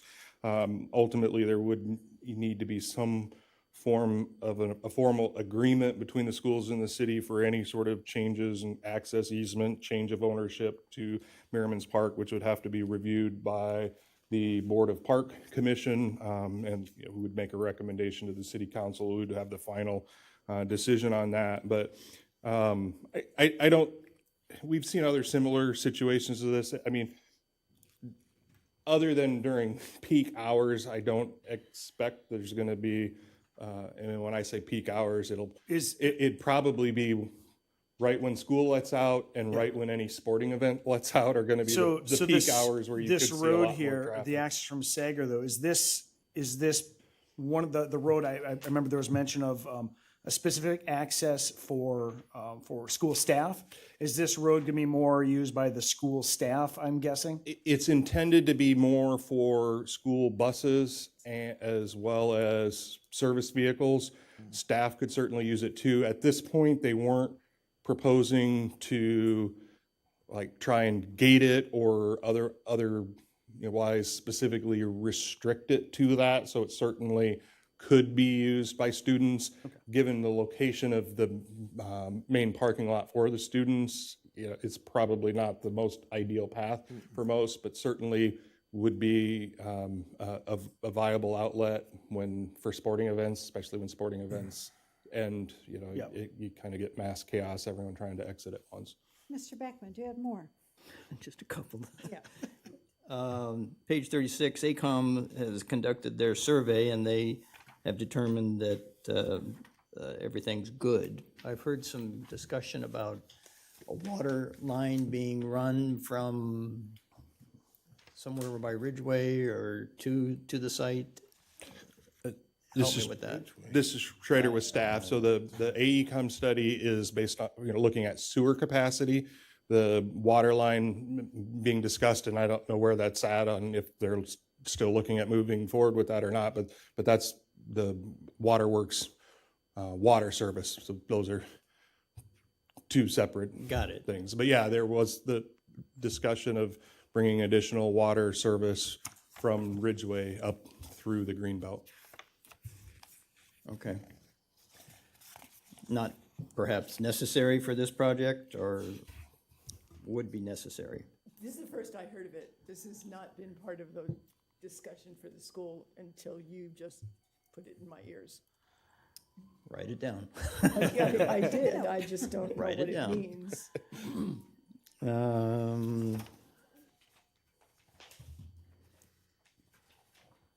It's our understanding that there's adequate water service and sewer service at the site today, even for the expanded use. Okay. Water pressure and all. Help me understand the buffer to the buffer between the school and the residential neighborhood to the east. What page are you on now? I'm on 48. To the west. Well, this says to the east. Did I s- The east is where all the traffic is. Yeah. East is Oh, Katoski. from the school to the east and the residential to the west. Yeah. So what is your question? I don't know. We're talking about the traffic implications on Katoski. No, no, that one's not talking about traffic. That's talking about kind of the visual.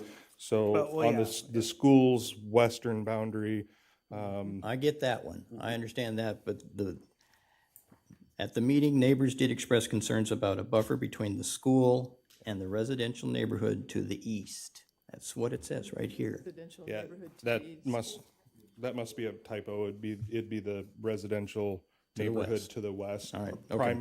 Primarily the ones right there along, Okay. is that, I always forget the name of that, Yep. Edgewood Yep, Drive. yep, So got it. the backyards Got it. of those property, some directly abut school property, some abut a little strip of ground that is kind of a no man's land drainage way. It's technically owned by the original developer, but it's Yeah, I got it. it's I got in it. like You can stop. I got it. anyway, but there were some trees along there, some trees that got taken out, I think, as part of the career center and some of the improvements that were made over there. So, some of the residents at the Planning and Zoning Commission spoke that there used to be a little bit more screening there and some trees got taken out. So their, view towards the current school and the parking lot has kind of opened up, and now as part of this proposal, the parking lot will be expanded. The building will be an addition going in that direction. So, the school talked about looking at that for additional screening. Okay, stop. Okay, I'm done You're finished. for the moment. Craig, do you have anything you'd like to ask, please? I think everything that I had thought about has been covered. I guess the only thing that I'm still unclear of is why there has to be a driveway through Miriam Park. I mean, it looks to me like there's, looking at the site plan, it looks to me like there's plenty of access, ingress and egress from that parking area off of Huntington Road and Petoskey Drive. Unless it's for like school buses, which I understand can't make, short turns, so. My personal preference would be to see that go away. But I thought the usage was for school buses? And I'll let the want me to applicant's answer the representative question? talk about that, but Yeah. it is indicated as primarily intended for school buses. But Okay. go ahead.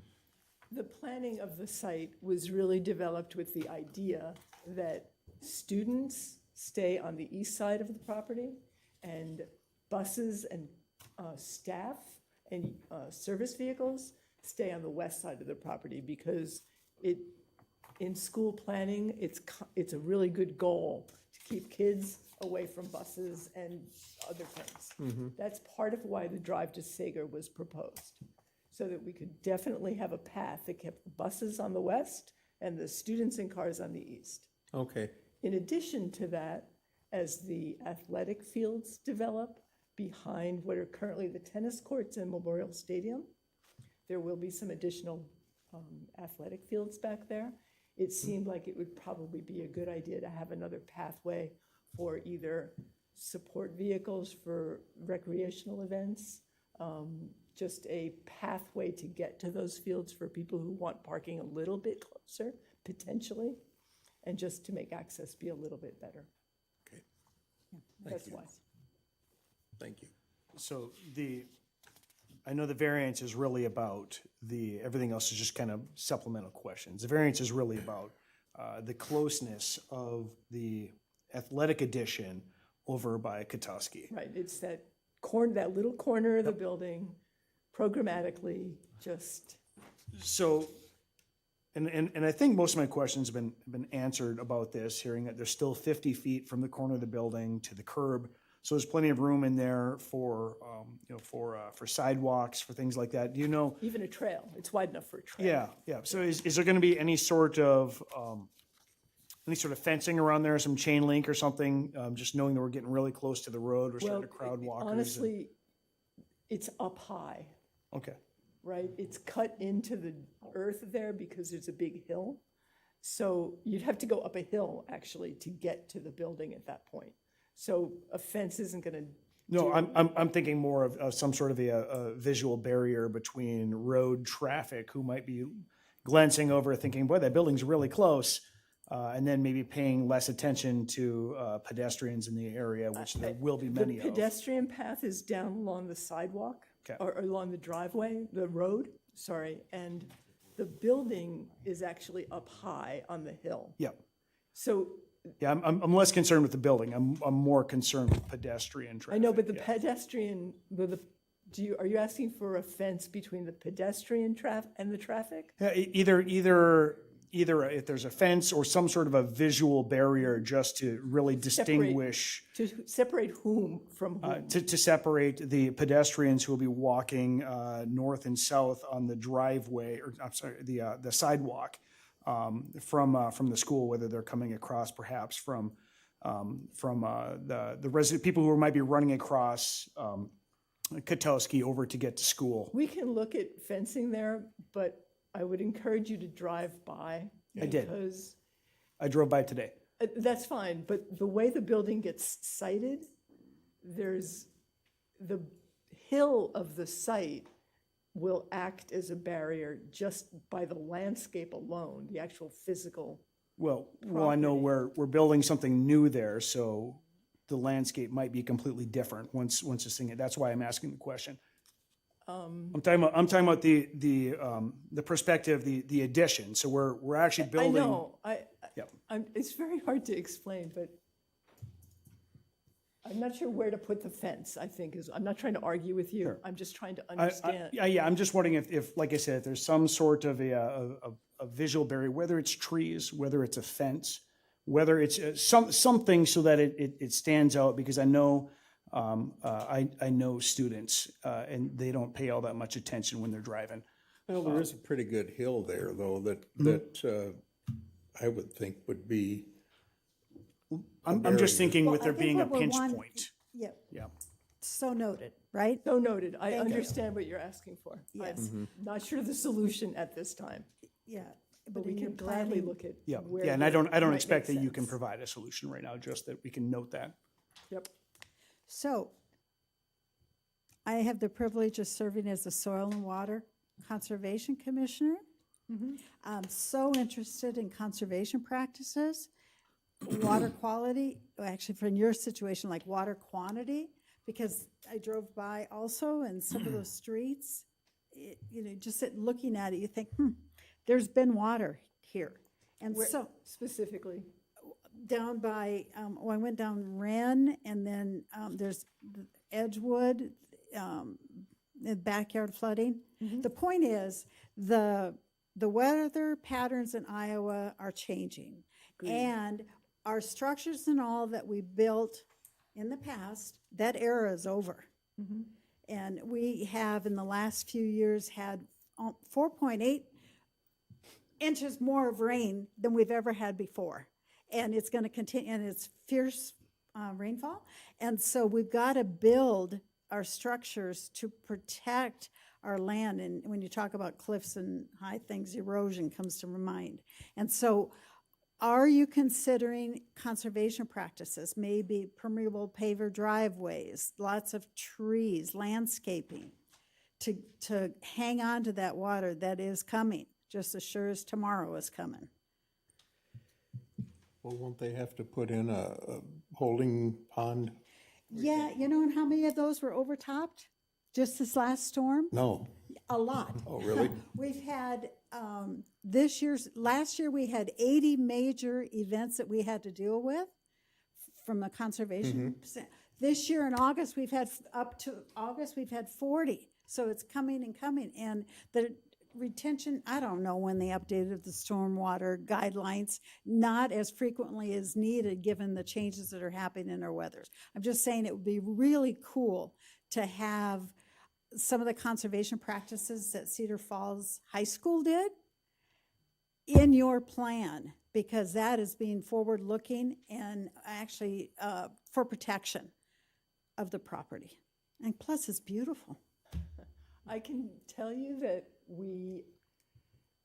one of the things that we have been, I mean, we've got some directive from the city, which was to take all of the water on the school property to go to the detention pond and move toward the east, as opposed to anything going toward the west. Today, some of the water on the property, the school property, does go toward the west.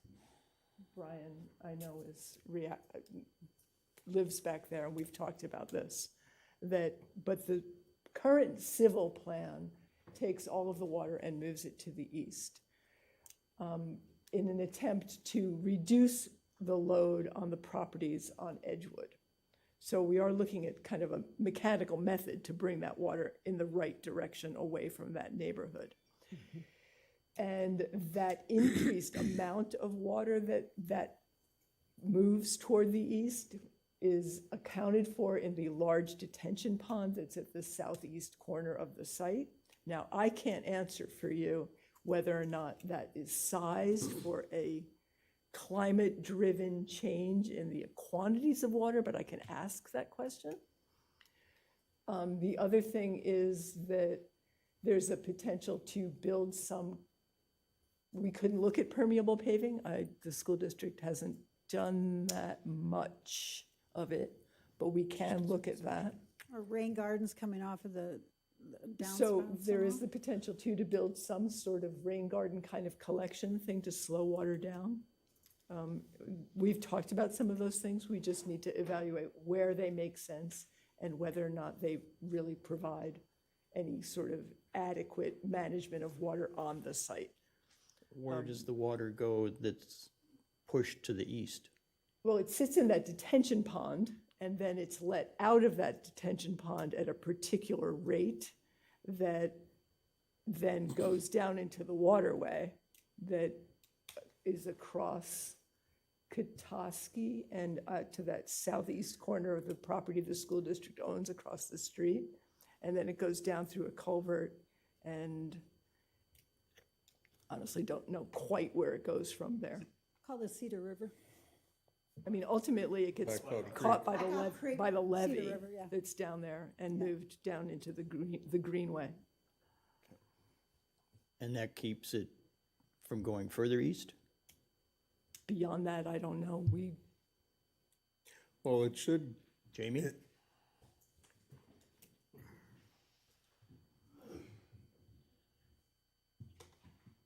Jamie Knudsen, city engineer. We've had one discussion or one meeting with the schools and their civil engineers. In general, what Kate is telling you is correct. We're basically looking to try to bring as much water from the west side of the school and bring it to the east over to the intersection at Huntington and Katowski. At that point, it would go across Katowski, south along Katowski to the levee, and then back to the east, where it eventually goes under the gate well, or goes through the gate well, under the levee, and out to Blackhawk Creek. That's in general what we have asked, or what the school is looking at. We haven't seen a site plan yet, so I can't talk about the particulars. We just haven't seen it, but that's in general what the idea is, to try to limit some of the water that's heading towards the residential area, because we know there are problems back there with water. That being said, currently right now, the city's stormwater ordinance requires them to detain on site the difference between the 5-year and the 100-year flows. Basically, well, that's just a volume of water that they are required to maintain on site. The state made changes that took effect July 1 to the stormwater ordinance, or what I can do as my stormwater ordinance. And they have hamstrung us, and they have actually weakened our ordinances to a certain extent. But that is the state, so we are still doing what we can under state law. That's still, I won't get into the particulars, but there's basically, they aren't going to have to retain as much as what they had to prior now compared to what they would have July 1. But again, they are still required to meet our ordinance as far as the detention. We do not tell them how to meet the requirements. We just tell them this is what you have to do. How you get from point A to point B is up to the schools. They could do permeable pavers, they could do underground detention, they can do any number of practices to meet that requirement. A lot of it comes down to the site and the dollars available for that particular project. I don't know what the school's budget is. Some people want to spend more money on some of those practices. Underground detention and permeable pavers are more expensive than building a open detention basin that most of us are used to seeing as you drive around town and see those all over the place. So really, it's up to the schools how they want to meet our requirements. They just have to meet them. Jamie, there have been water problems in that neighborhood for many, many years, am I correct? As long as I can remember, and I started in '94, so I can. Yeah. Yeah. Okay. Are these water problems different than the water problems that were being experienced over on Home Park and West 3rd? Home Park and West 3rd, that was a sanitary sewer, storm sewer combined issue. So what you had was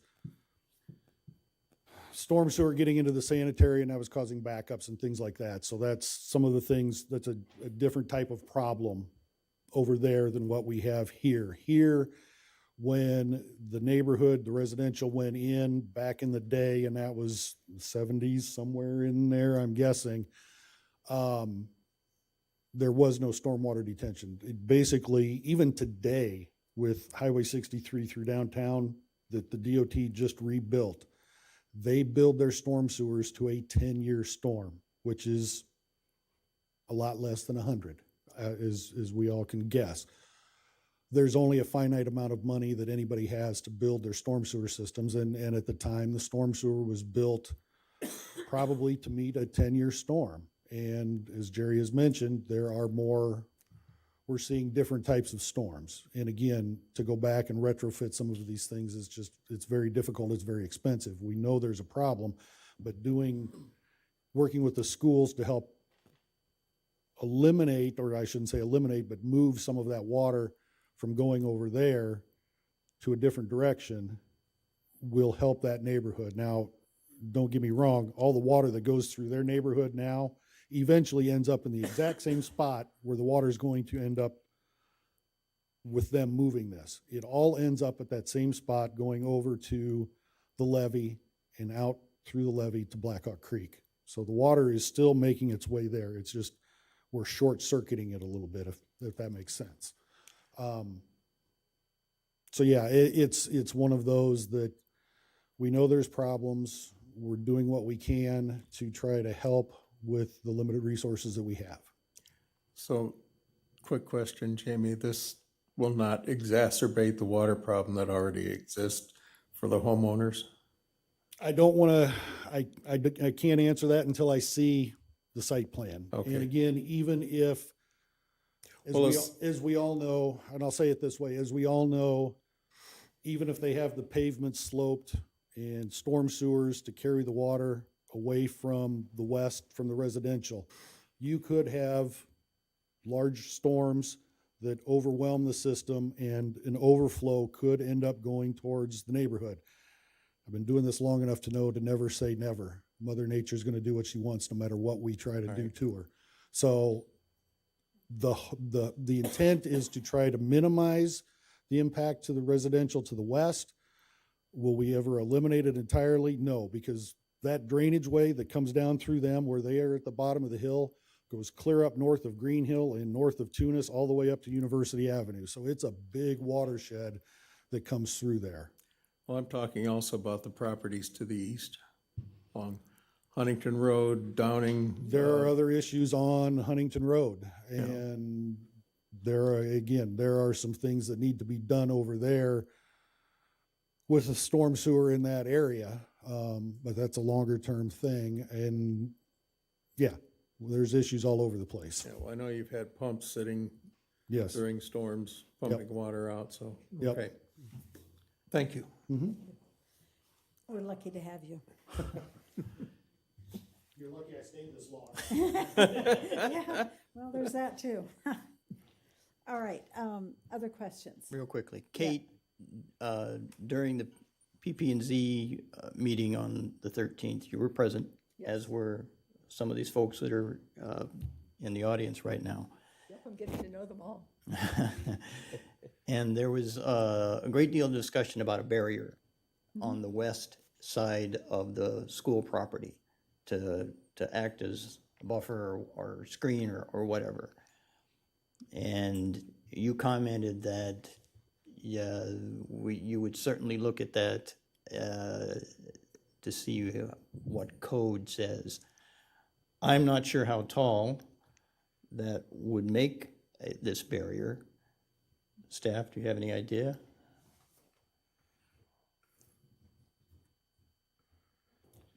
This is Schrader with staff. So the zoning ordinance has wording about an effective visual screen, but it talks about either, solid fencing of at least 6 feet and or plantings of similar height that the plantings will tend to grow taller. But at the P&Z meeting, the property owners kind of discussed the grade issues, and based on the grade issues, that probably even, a 12-foot fence might not block out everything because the school site sits up so much higher. So I think, rather than looking at any sort of actual screen like a fence or even a row of hedges that might be solid that gets up 8-10 feet, it more of higher overstory trees that might have a little bit wider spacing and might take a few years to get to full growth, in the long run would probably have a better impact on helping to screen out some of the parking lot, and the lighting to the parking lot was one of the concerns of the residents. So I think, looking at plantings and particularly overstory tree plantings is probably the best long-term approach. It might not be a perfect short-term solution, but I would say as a designer, my recommendation would be to lean toward trees as opposed to a fence. Okay, I know you took a note on this, and I'm just asking you to really take this to heart and come up with something that will help. Absolutely. I fully think that that's the right thing to do. Okay, I mean, I think everybody wants to have a good neighbor, so, Absolutely. all right, And oxygen too for 2,200 students from those trees. yeah. All right. Any other questions before I open it up? Is there anything you two would like to share with us? I will say I am meeting with some neighbors behind, I don't know if they're a group that's here. Okay, so I am meeting with them. They came forward with some concerns. So I just want people to know that we're trying to address the issues as they come across. Ultimately, we may not know the answers right away, but hearing up front the concerns is the biggest thing so we can address them and try to resolve them as much as Build we it can. into your planning. Exactly, Great. 100%. Great, thank you, thank you. So, in the audience, who would like to come forward and speak in favor of this request for a variance? This is for the variance. And special permit. And, well, the special permit, wait a minute, where am I? Yeah, Oh, it's the both. special, okay, what we're doing tonight is approving the special permit for the construction of the new high school and a variance to allow for a setback of 4 feet, 48 feet less than what's. 46. What? 46, I better put my 46 feet glasses on. less. 46 feet less than the 50 feet required. So two things tonight.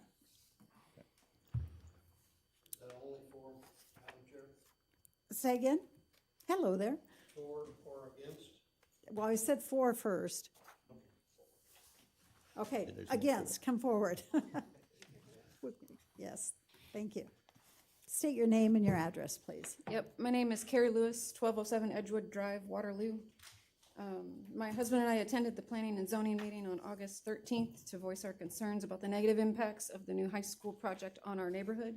Could you And move to- the mic down?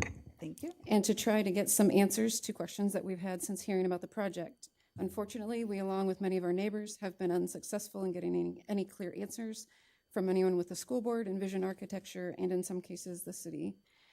So in an effort to facilitate better communication between our neighborhood and everyone involved in this project, we as a neighborhood are requesting a meeting with Envision Architecture so that real and productive communication can occur.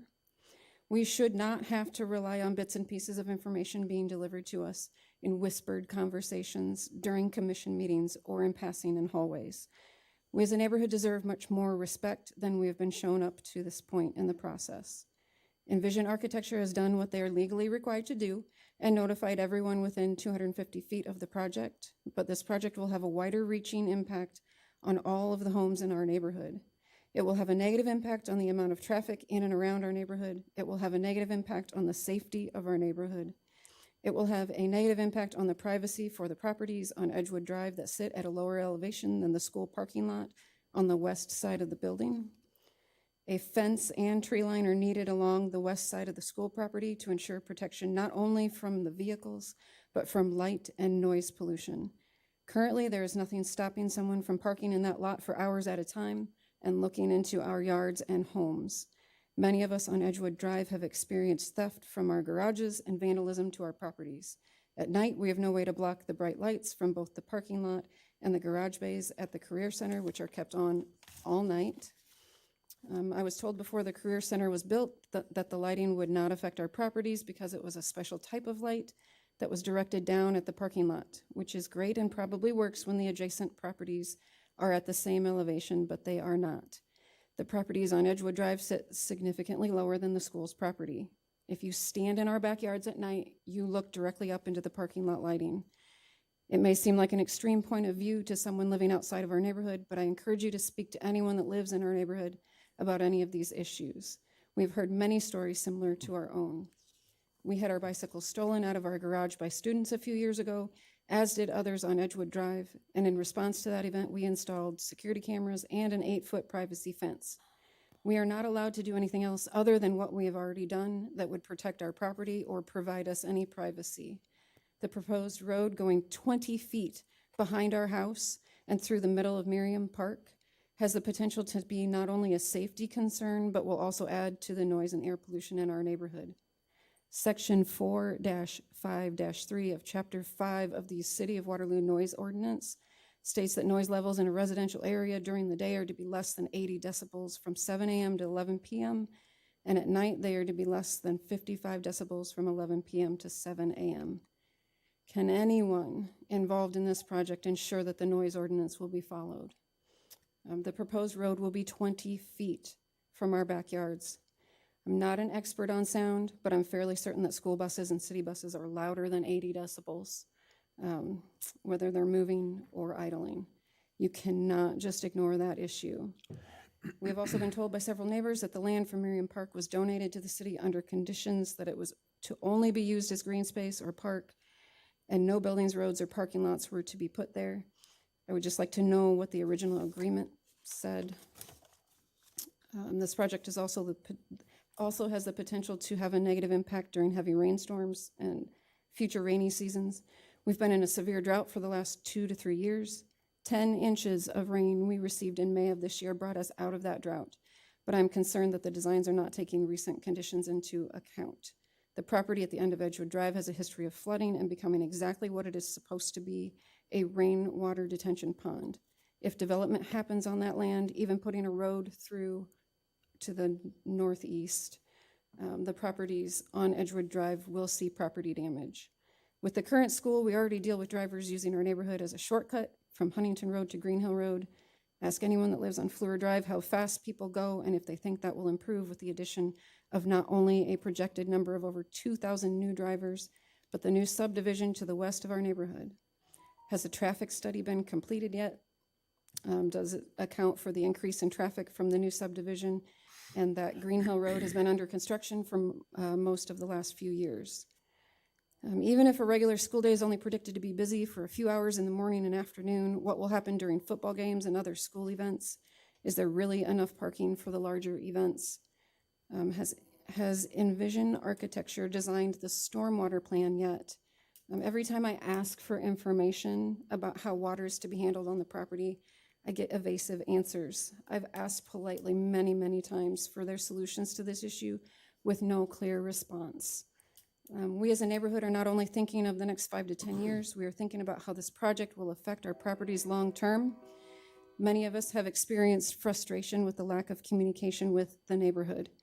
I attended a town hall meeting, but those were focused on combining the two schools, or the two high schools. There were a lot of angry parents at the meeting also trying to get answers, but our questions were not the same. Our focus was on different things, and I was unable to make my voice heard in that situation. We have tried all of the conventional ways of communicating and getting our questions answered with no success. So I wrote a petition asking for a meeting with Envision Architecture to discuss our concerns. And my husband and I walked our neighborhood, speaking to everyone that we could about what they were concerned about regarding the new high school. Weather impacted how often we were able to walk the neighborhood, and we were unable to make it to all of the houses affected by this project, but if needed, we will go back out and speak to the rest of the neighborhood. And we took time to share our concerns as well, and we're not at all surprised to learn that many of our neighbors share our concerns. There are many things that we are concerned about that may or may not be able to be addressed by adjusting the design of the project, but that can't happen if no one allows us to be a part of the process. There are people in our neighborhood that are willing to work together to make this project work for both sides, but we are being completely ignored. Our goal is not to slow down the process or make things difficult for anyone. We want our neighborhood to continue to be a safe place to raise a family. So we are asking for you to show us a little grace and compassion because we are concerned about what to expect and how this project will affect our properties. And we are looking for open and honest communication between Envision Architecture, the school board, the city of Waterloo, and our neighborhood. I ask you to consider postponing Envision's request for a special permit until they have met with the neighborhood about our concerns. Thank you. And we also have a petition for you all.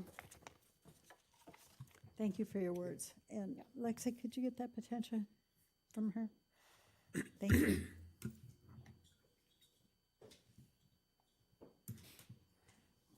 Anyone else would like to speak in favor of the? Or in the against. No, I'm doing. You already did in favor. You did in favor and nobody showed. So now it's was, all, wait a minute. Anyone else in favor? There was a Oh, no one ever, okay. Wasn't anybody. Sorry, yes. I'm Dennis Jewell. I live at 3905 Sager Avenue. We have lived there for 27 years. We've seen the traffic on Green Hill just keep getting bigger and bigger and quicker and quicker. I looked at this map that's up on the screen here with that road coming off of Sager going down for school buses, cars, and delivery vehicles, I was told. When I got the letter, I think we received it on a Saturday. On Monday morning, about 8:15 or 8:20, first thing I did is I called Envision Architecture.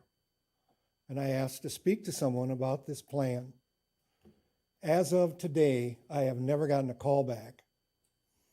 I think if, I had some concerns. I also called the Planning and Zoning Commission. And I left a message because we could not attend the meeting on August 13th. I was going to be out of town. Somebody did call me back. I don't know who it was, but it was a man. He didn't identify himself. I told him my concerns. I have a concern about, can the city take land that was donated to the city for a park and do things like this? Trade some of the land to the school district, now taking some of that park and cutting it up, because that road, if coming off of Sager, going down all the way behind the Career Center, is going to cut what's there right now in half. And we see a lot, where we live, I see a lot of families with young kids coming down to the park, using the park, and they're up the playground equipment, and behind the house to our east, to the east of us, is some great big rocks. And families come down there, take pictures. You got young kids running down through there. And if you got school buses or you've got cars coming in there, it's just going to be a problem. We worked in our neighborhood to get the stoplights at Progress and Green Hill. And now with this, and I called Mr. Anderson about this traffic study. And I haven't gotten a call back on that either, because my concern is at the end of Sager to the west is this big housing addition going in Cedar Falls. And to get from our area, to go out of that area to Green Hill Road, there's two ways. Right there at Progress and Green Hill, and at the end of the street. And if you get all these houses in there, and those roads are going to connect to roads going down to the south from off of Heartland Hills, are going to come into there, and those people are going to have to get out. There are some ways to get out down to the south. I think there's maybe two ways to get onto Huntington Road, and that's not enough outlets. So I just think that putting that extra traffic there is not a good idea. I would hope that that roadway would be set aside, because it just does not, for safety reasons, it doesn't help. And there's still a lot of near misses out there. We'll be sitting there and all of a sudden we hear, and get up and look out, and there's a near miss or there's an accident out there at that corner, and that's a stoplight. So I would urge the board to not go forward with this easement or adjustment. Now, I'm looking at that and I'm seeing, they're saying, well, it's a hill. Yeah, you're going uphill, but you're not going 50 feet from the edge of the building to the street. And I think with that hill there's going to be some problems. Kids are going to be up there probably trying to slide down that hill. And if there's nothing there to stop them, they're going to be out in the street. So I would just urge that, take some time and really think this out. There's got to be a better design. Thank you. Thank you for your words.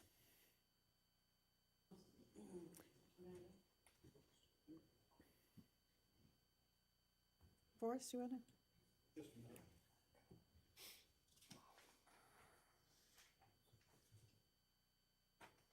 Good evening now.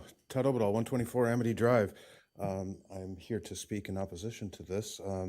I would just like to point out that it seems to me that I appreciate the very wonderful recitation of the Homeric petition that was put forth by the petitioners for this here, and all the discussion that's happened since then. But it's all completely unnecessary. There is no funding for this project. What was submitted to your board here, I'm sure, was submitted prior to August 12th. On August 12th, over 2,400 signatures were presented to the Waterloo School Board to put this measure on the ballot.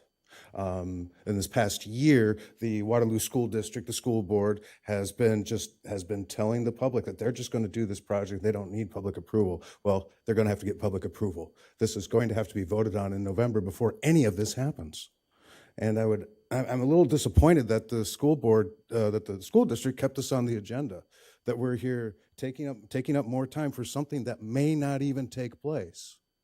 I don't know what the odds line is out at the aisle on how this election is going to go, but I was out collecting signatures, and I've got a real good idea of what the sentiments of the city is. We've heard specific concerns from the neighbors of the proposed school district that are certainly things that they're aware of. I'd say there's a whole host of concerns for people that live outside that school district, with a whole host of reasons to want some more answers to this that are completely separate from what we're discussing here tonight. If there is no money for this project, there is no need for this board to make a decision one way or the other on this. All these concerns about whether or not the park should be cut up, should be given back. Can we cut up the park? Is this a good idea? Is this 20 feet good enough? Do we need 40 feet? All of this stuff is right now is just spinning wheels. If this project does not have money, none of this matters. I'm assuming that the professionals that are here are booking some hourly time to the school district on this. I'm sad that the school district has decided to keep on running up the bill, whether it's on bonding issues, whether it's on design issues, when they cannot authorize this project. I'm hearing stuff coming from the dais that's assuming the project is going to happen. It's not. It needs to be voted on. And there needs to be a 60% majority from the public on this. Though some of the local media outlets have reported differently, it's in the code. I am asking this board not to make any controversial decision tonight to approve something that we really don't have enough information of. Certainly, I think there's a lot of good questions. If this project is going forward, a lot of good questions were asked tonight, and there was a lot of answers that were lacking. I think that it would be in the interest of the taxpayers that live both in the city of Waterloo and in the Waterloo School District that this request for this variance and everything that's associated with it be tabled until the November meeting after the election. If it's approved, then we'll go forward. Sounds reasonable to me. Thank you. Thank you. Could I just make a quick comment? Yes, please. The funding for this, as I understand it, is coming from the 1 cent local option sales tax, not property taxes. Sir, there's been a petition submitted that even though it's coming from the 1%, that the public has a right to, if they field 30% if they get 30% of the vote in the previous school board election and submit that petition, they can say even though this is coming from the SAVE funds, although some people say it's not being completely covered by the SAVE funds, that's beside the point. But we have met the state requirement that. No, I understand. I'm just saying, you're saying there's no funding for it. There is no no money can be spent on this project until it's approved by the voters. Okay. That's what I'm saying. Yeah. We can have the money in the bank, but it's not being delivered to this project. All right. Thanks. I was Yes, misinterpreting. yes, that's what I meant to say. I'm sorry, I was unclear. Oh, that's all right. Thank you. Yeah.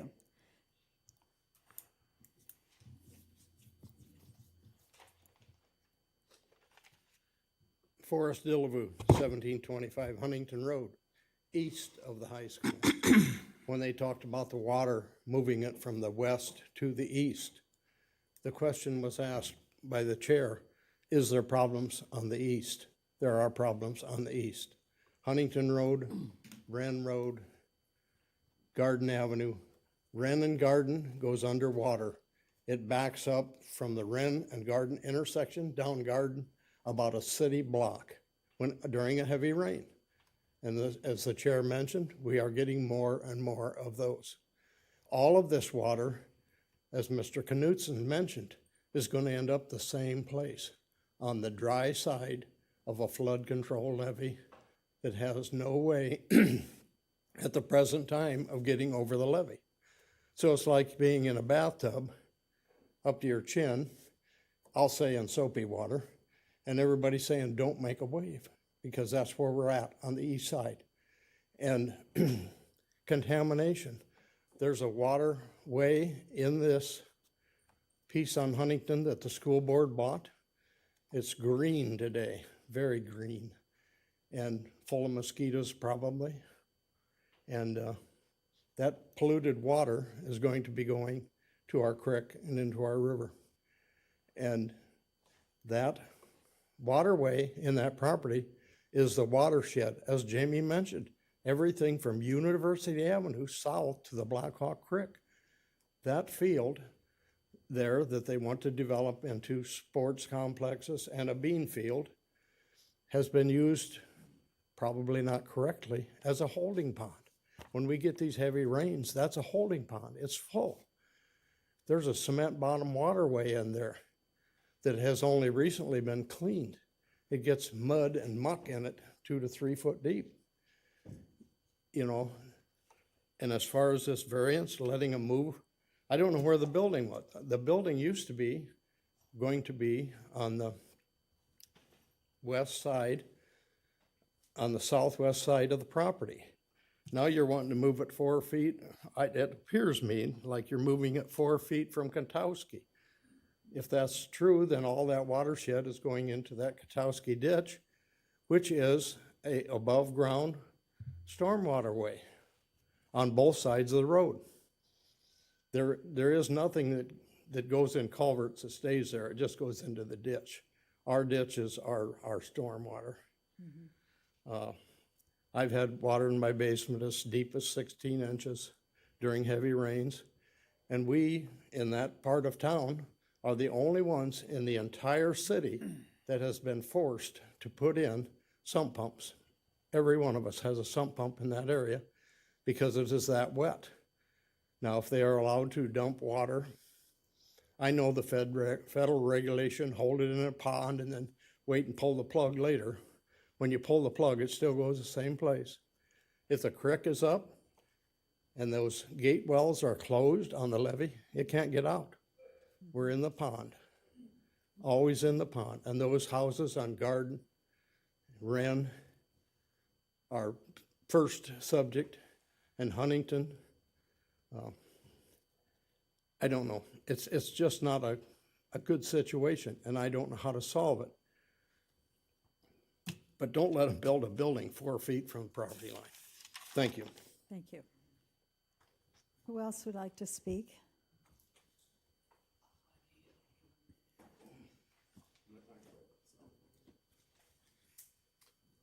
Scott Slee, 1119 Fleur. I guess in support and along with the neighbors asking it to be tabled, just maybe a couple key points here. The drag strip that we want to add here at the back of the school for buses along the practice fields. Essentially, the opening comments were there's no impact to the neighborhood, and I appreciate the questions because essentially that road annexes the playground to that apartment complex. The other thing with that second drive that is to be added to the very west to Huntington there, there's a hill there, and just out of safety for the students, if this were to be considered, that's safety of the students and some of the speed that comes up over that road, I think needs to be considered as well. A little bit of that. Thank you.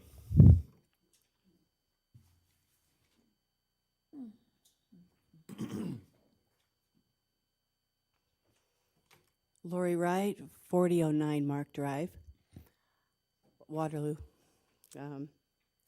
I didn't get the initial correspondence, but as I was walking my dog through the park, Miriam's Park, our neighborhood park, I ran into Denny, and he shared the handout. So I would like to have everyone remind people about safety issues with a road going through a donated park area. The patrons that walk, push strollers, or the caravan children coming from the nearby daycare, or children just riding their bikes. It's our only neighborhood park. And it's a value not only to the direct neighborhood of individuals that are here now, but also my neighborhood, which is Heartland Hill, or the Progress Avenue neighborhood that also pops across the street and uses the park. Is a neighborhood, regarding the park, we haven't seen any plans of what the park will look like when it's done. I haven't seen the parking, looking forward to park parking, how close the road is going to be to the play equipment, and a memorial bench that's also there.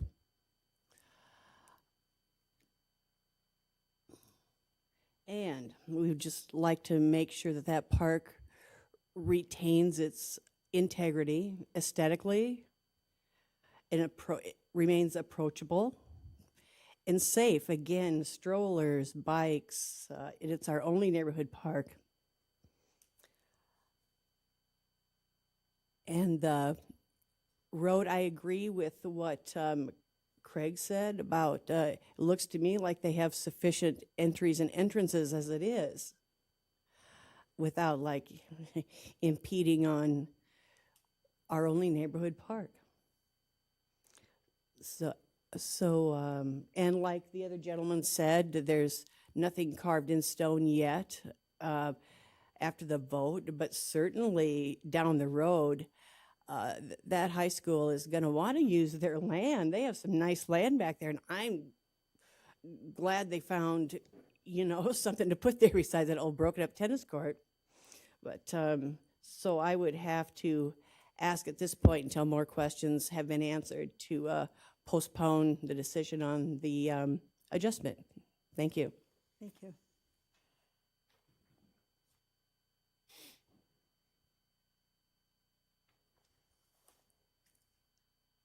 Brian Burton, 1339 Ingersoll Road. On the map, my house would be the house that at the end of that road, the other side. I'm in favor of the concept of the school being combined. There are just some issues that the neighborhood has not heard, or plans that we've not heard for water issues, for this driveway. The way that it's built, it just doesn't make sense. The planning, it was brought up by a gentleman that the Huntington Road, there are kids that walk down Huntington Road. As they're coming down, there's no sidewalks. They're walking in the ditch. There's a hill that cars are coming over doing 35 or 40 miles an hour, and it's just dangerous. A lot of kids do walk through my backyard, which I'm fine with, but when it is flooding, it's pretty dangerous, because basically where the old driver's ed is where my backyard ends. So any water that comes through from the upper parking lots does come through my backyard, and we've had water within 10 feet of our house. As you said earlier, that the state has said that they don't have to have the 100-year flood, they have to have a 10-year flood.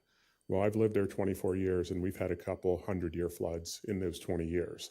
So just be careful when you approve things like this, that it does affect the neighborhood.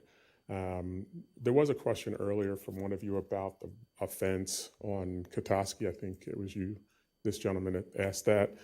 There's an open culvert on Katoski between the sidewalk, or between the street and the bike path. So I don't know how you would put a fence there. So that's all I really have to say. Thank you. Anyone else?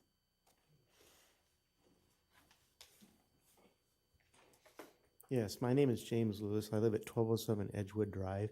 I'm getting back to the more point of the ordinance where you guys, the 4 foot, I'm not allowed to build a 20-foot high fence no matter what ordinance you guys try to give me. So if I can't do that and I can't build my garage bigger, why are we allowing them to impede farther out as well? I just ask you to think about that stuff too. Thank you.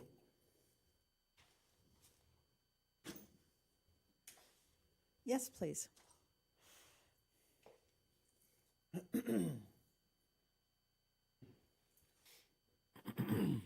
Yeah, Mary Jo Jewell, 3905 Sager.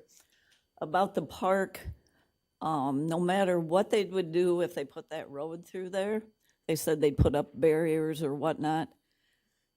But the majority of the kids and bikes and strollers come from the west. And they would have to cross that road that the buses and all the big trucks are going to be on to get to the park. So no matter if they put a barrier or whatever they put up, it's not going to make any difference because those kids still would have to cross that traffic. And the traffic is, there's apartment buildings to the east, and there's no outlet. That's the only, Sager is you can only go to Katoski and it ends. You can't get out on Katoski. And that's a great big apartment complex there. Mm-hmm. And the traffic has been wild there. So we did get the city to put up the stoplight and then, what's that called? The speed bump, to slow down the traffic because it's so fast. So then you add the buses there and the big trucks coming in, and then down the road, if they're going to let the people come into, I think they're supposed to put a soccer field back there. That's going to be competitive. There's going to be people coming in for that. It doesn't sound like they have parking available for that in the plans, from what they said. There would be parking just for maybe teachers and the buses. Mm-hmm. But if that soccer field goes through, then where are those guys going to park? And the traffic was so bad there already, that's why we could get the stoplight up. And this is just going to increase it so much. And there's so many kids. And that park is used a lot, not just for kids, but like she spoke, people walking their dogs and stuff back in there. And it's a very important part of the neighborhood. And there's no way it's going to be, the kids are going to be protected or people with that traffic going through there. So please consider that. Thank you. Thank you. Anyone else? I so appreciate hearing from you. This is our community, and your voice matters. So I appreciate you taking the time to join us here tonight. I do have a question for Eric about, and it concerns the petition on the ballot, and how does that synchronize with what the planning, what we're doing now?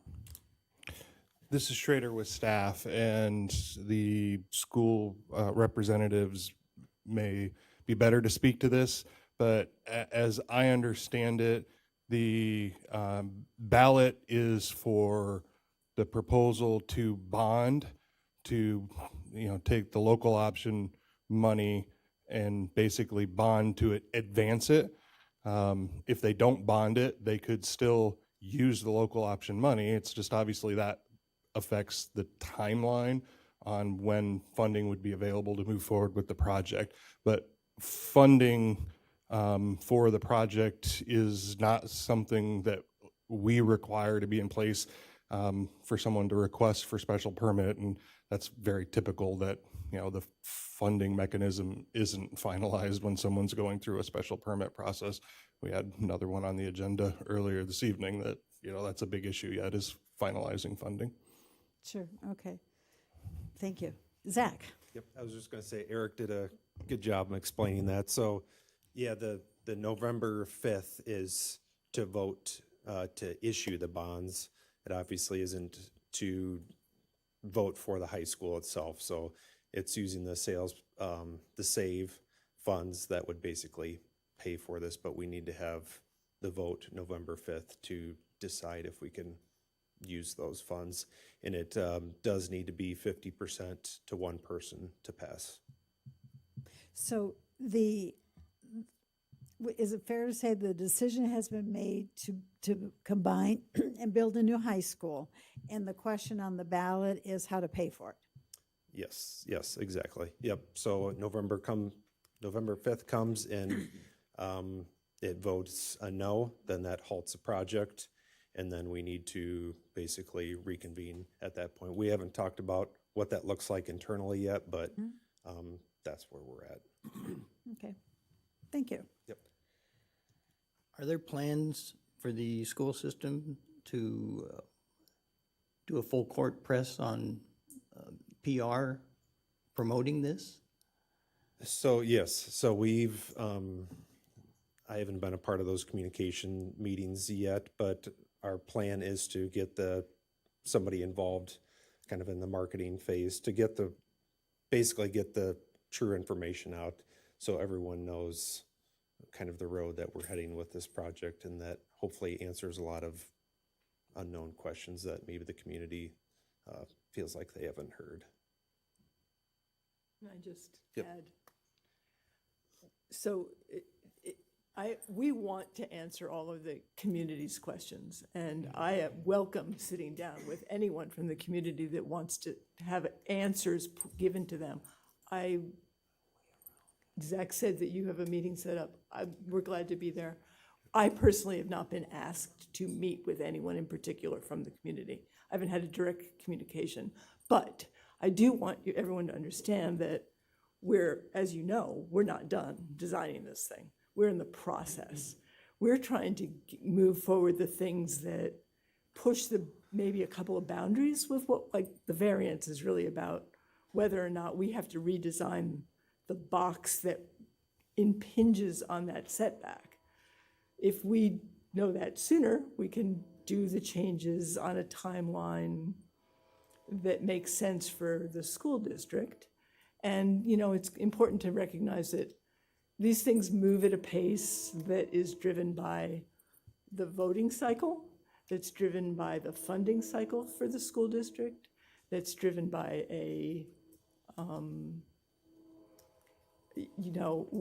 everything. When you do a construction project, nothing gets cheaper over time. The school district, is interested in moving a project forward on a school year cycle. And so a lot of this is built into the timeline of construction. So those are the kinds of things that we want to make sure that everyone understands, that we're not trying to push this through because of we don't want to hear from people. We're trying to just make sure that we're on a cycle that respects the cost changes over time and moves a project forward that the school district is convinced will really make it better for students and the outcome for students to be better.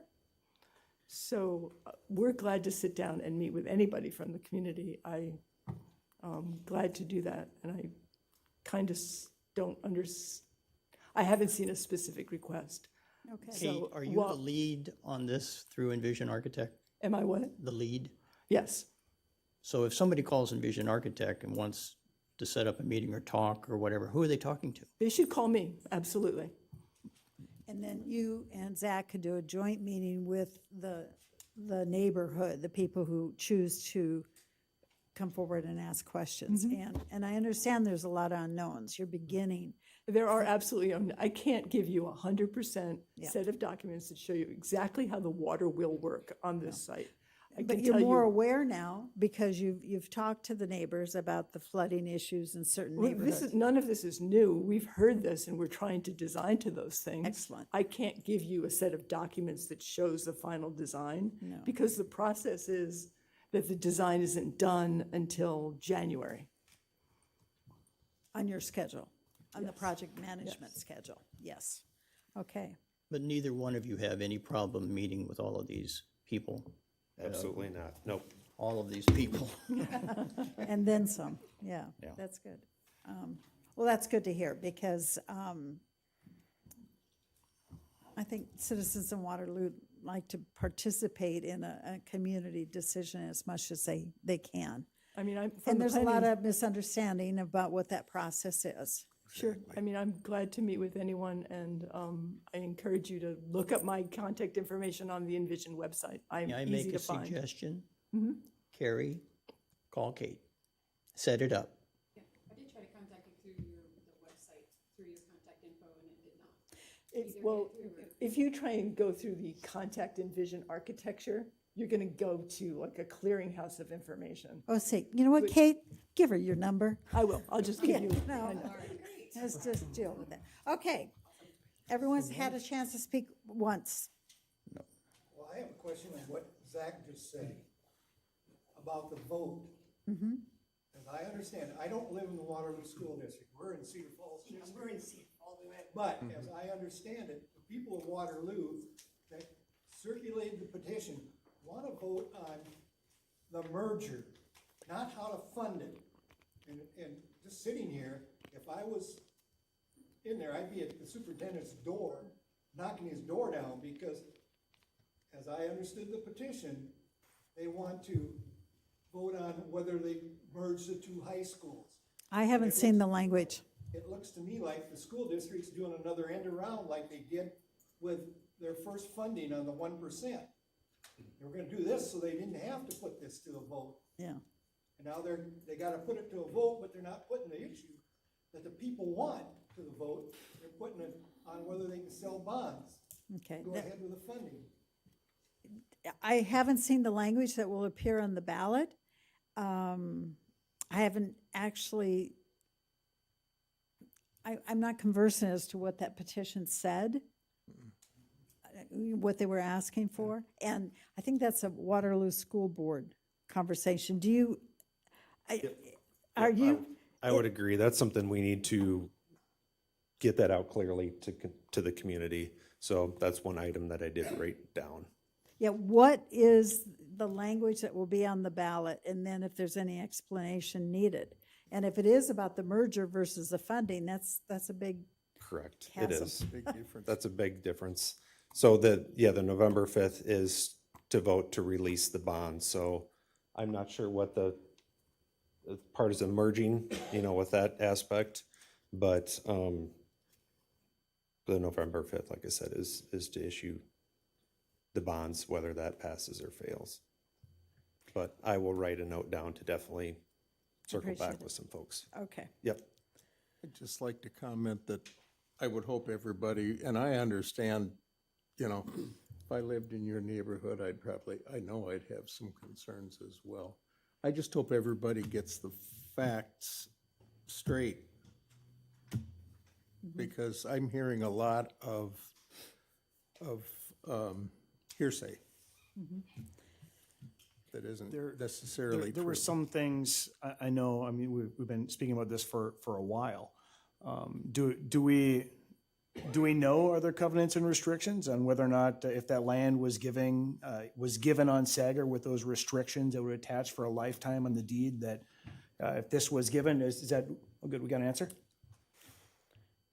This is Schrader with staff. It is my understanding that the gift did not have specific restrictions, but regardless, that's a matter that's being discussed between the Waterloo schools and the city of Waterloo. Even if there were restrictions to retain it as a park, that wouldn't necessarily prevent the city from granting an access easement for the schools to put a drive across it.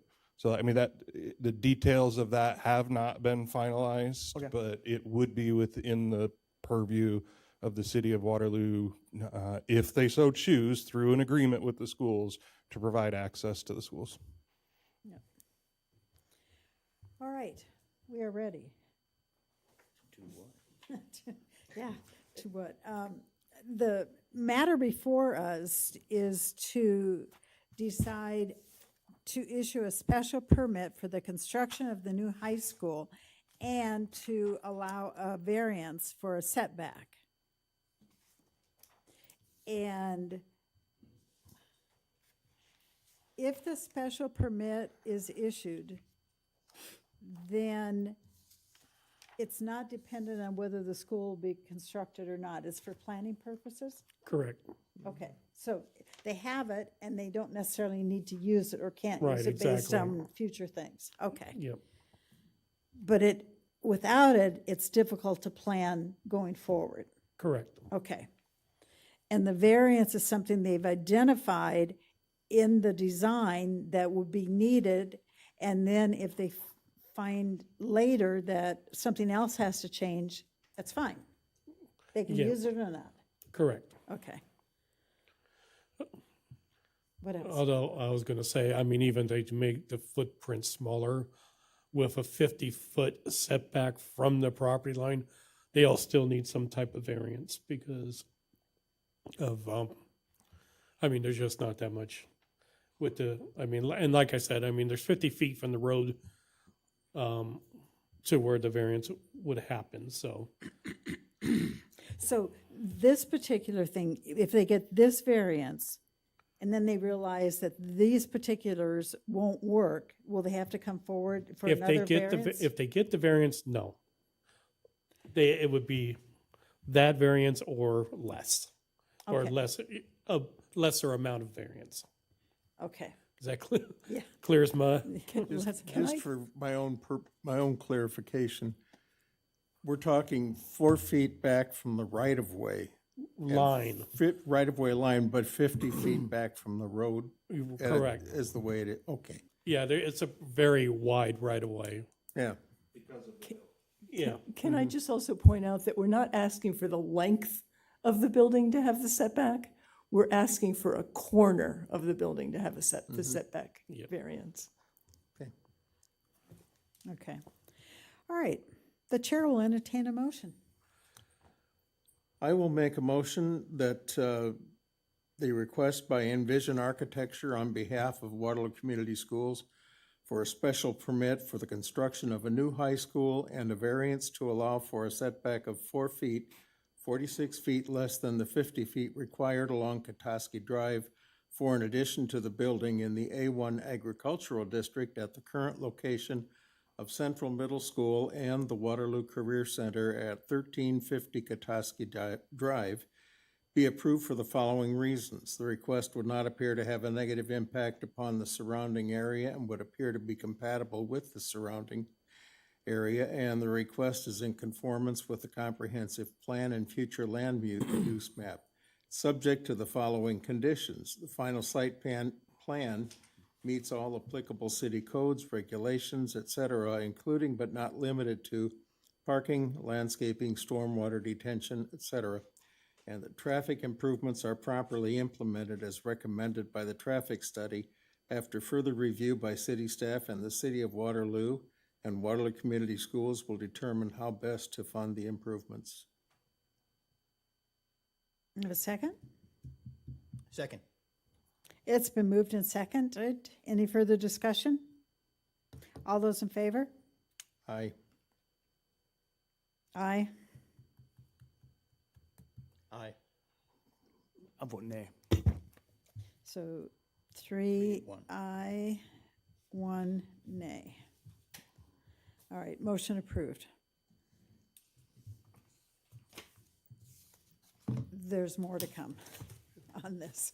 It's more to come. Have that. Okay, we finished our 4 decision items. Any discussion? Staff, nothing? They're waiting for their next meeting. Yep, already got 3 items for next month's meeting, so. Oh, okay, well, that's, Tonight's meeting. okay, all right. Motion to adjourn? So moved. Second. Moved and seconded. Further discussion? All those in favor? Aye. Aye.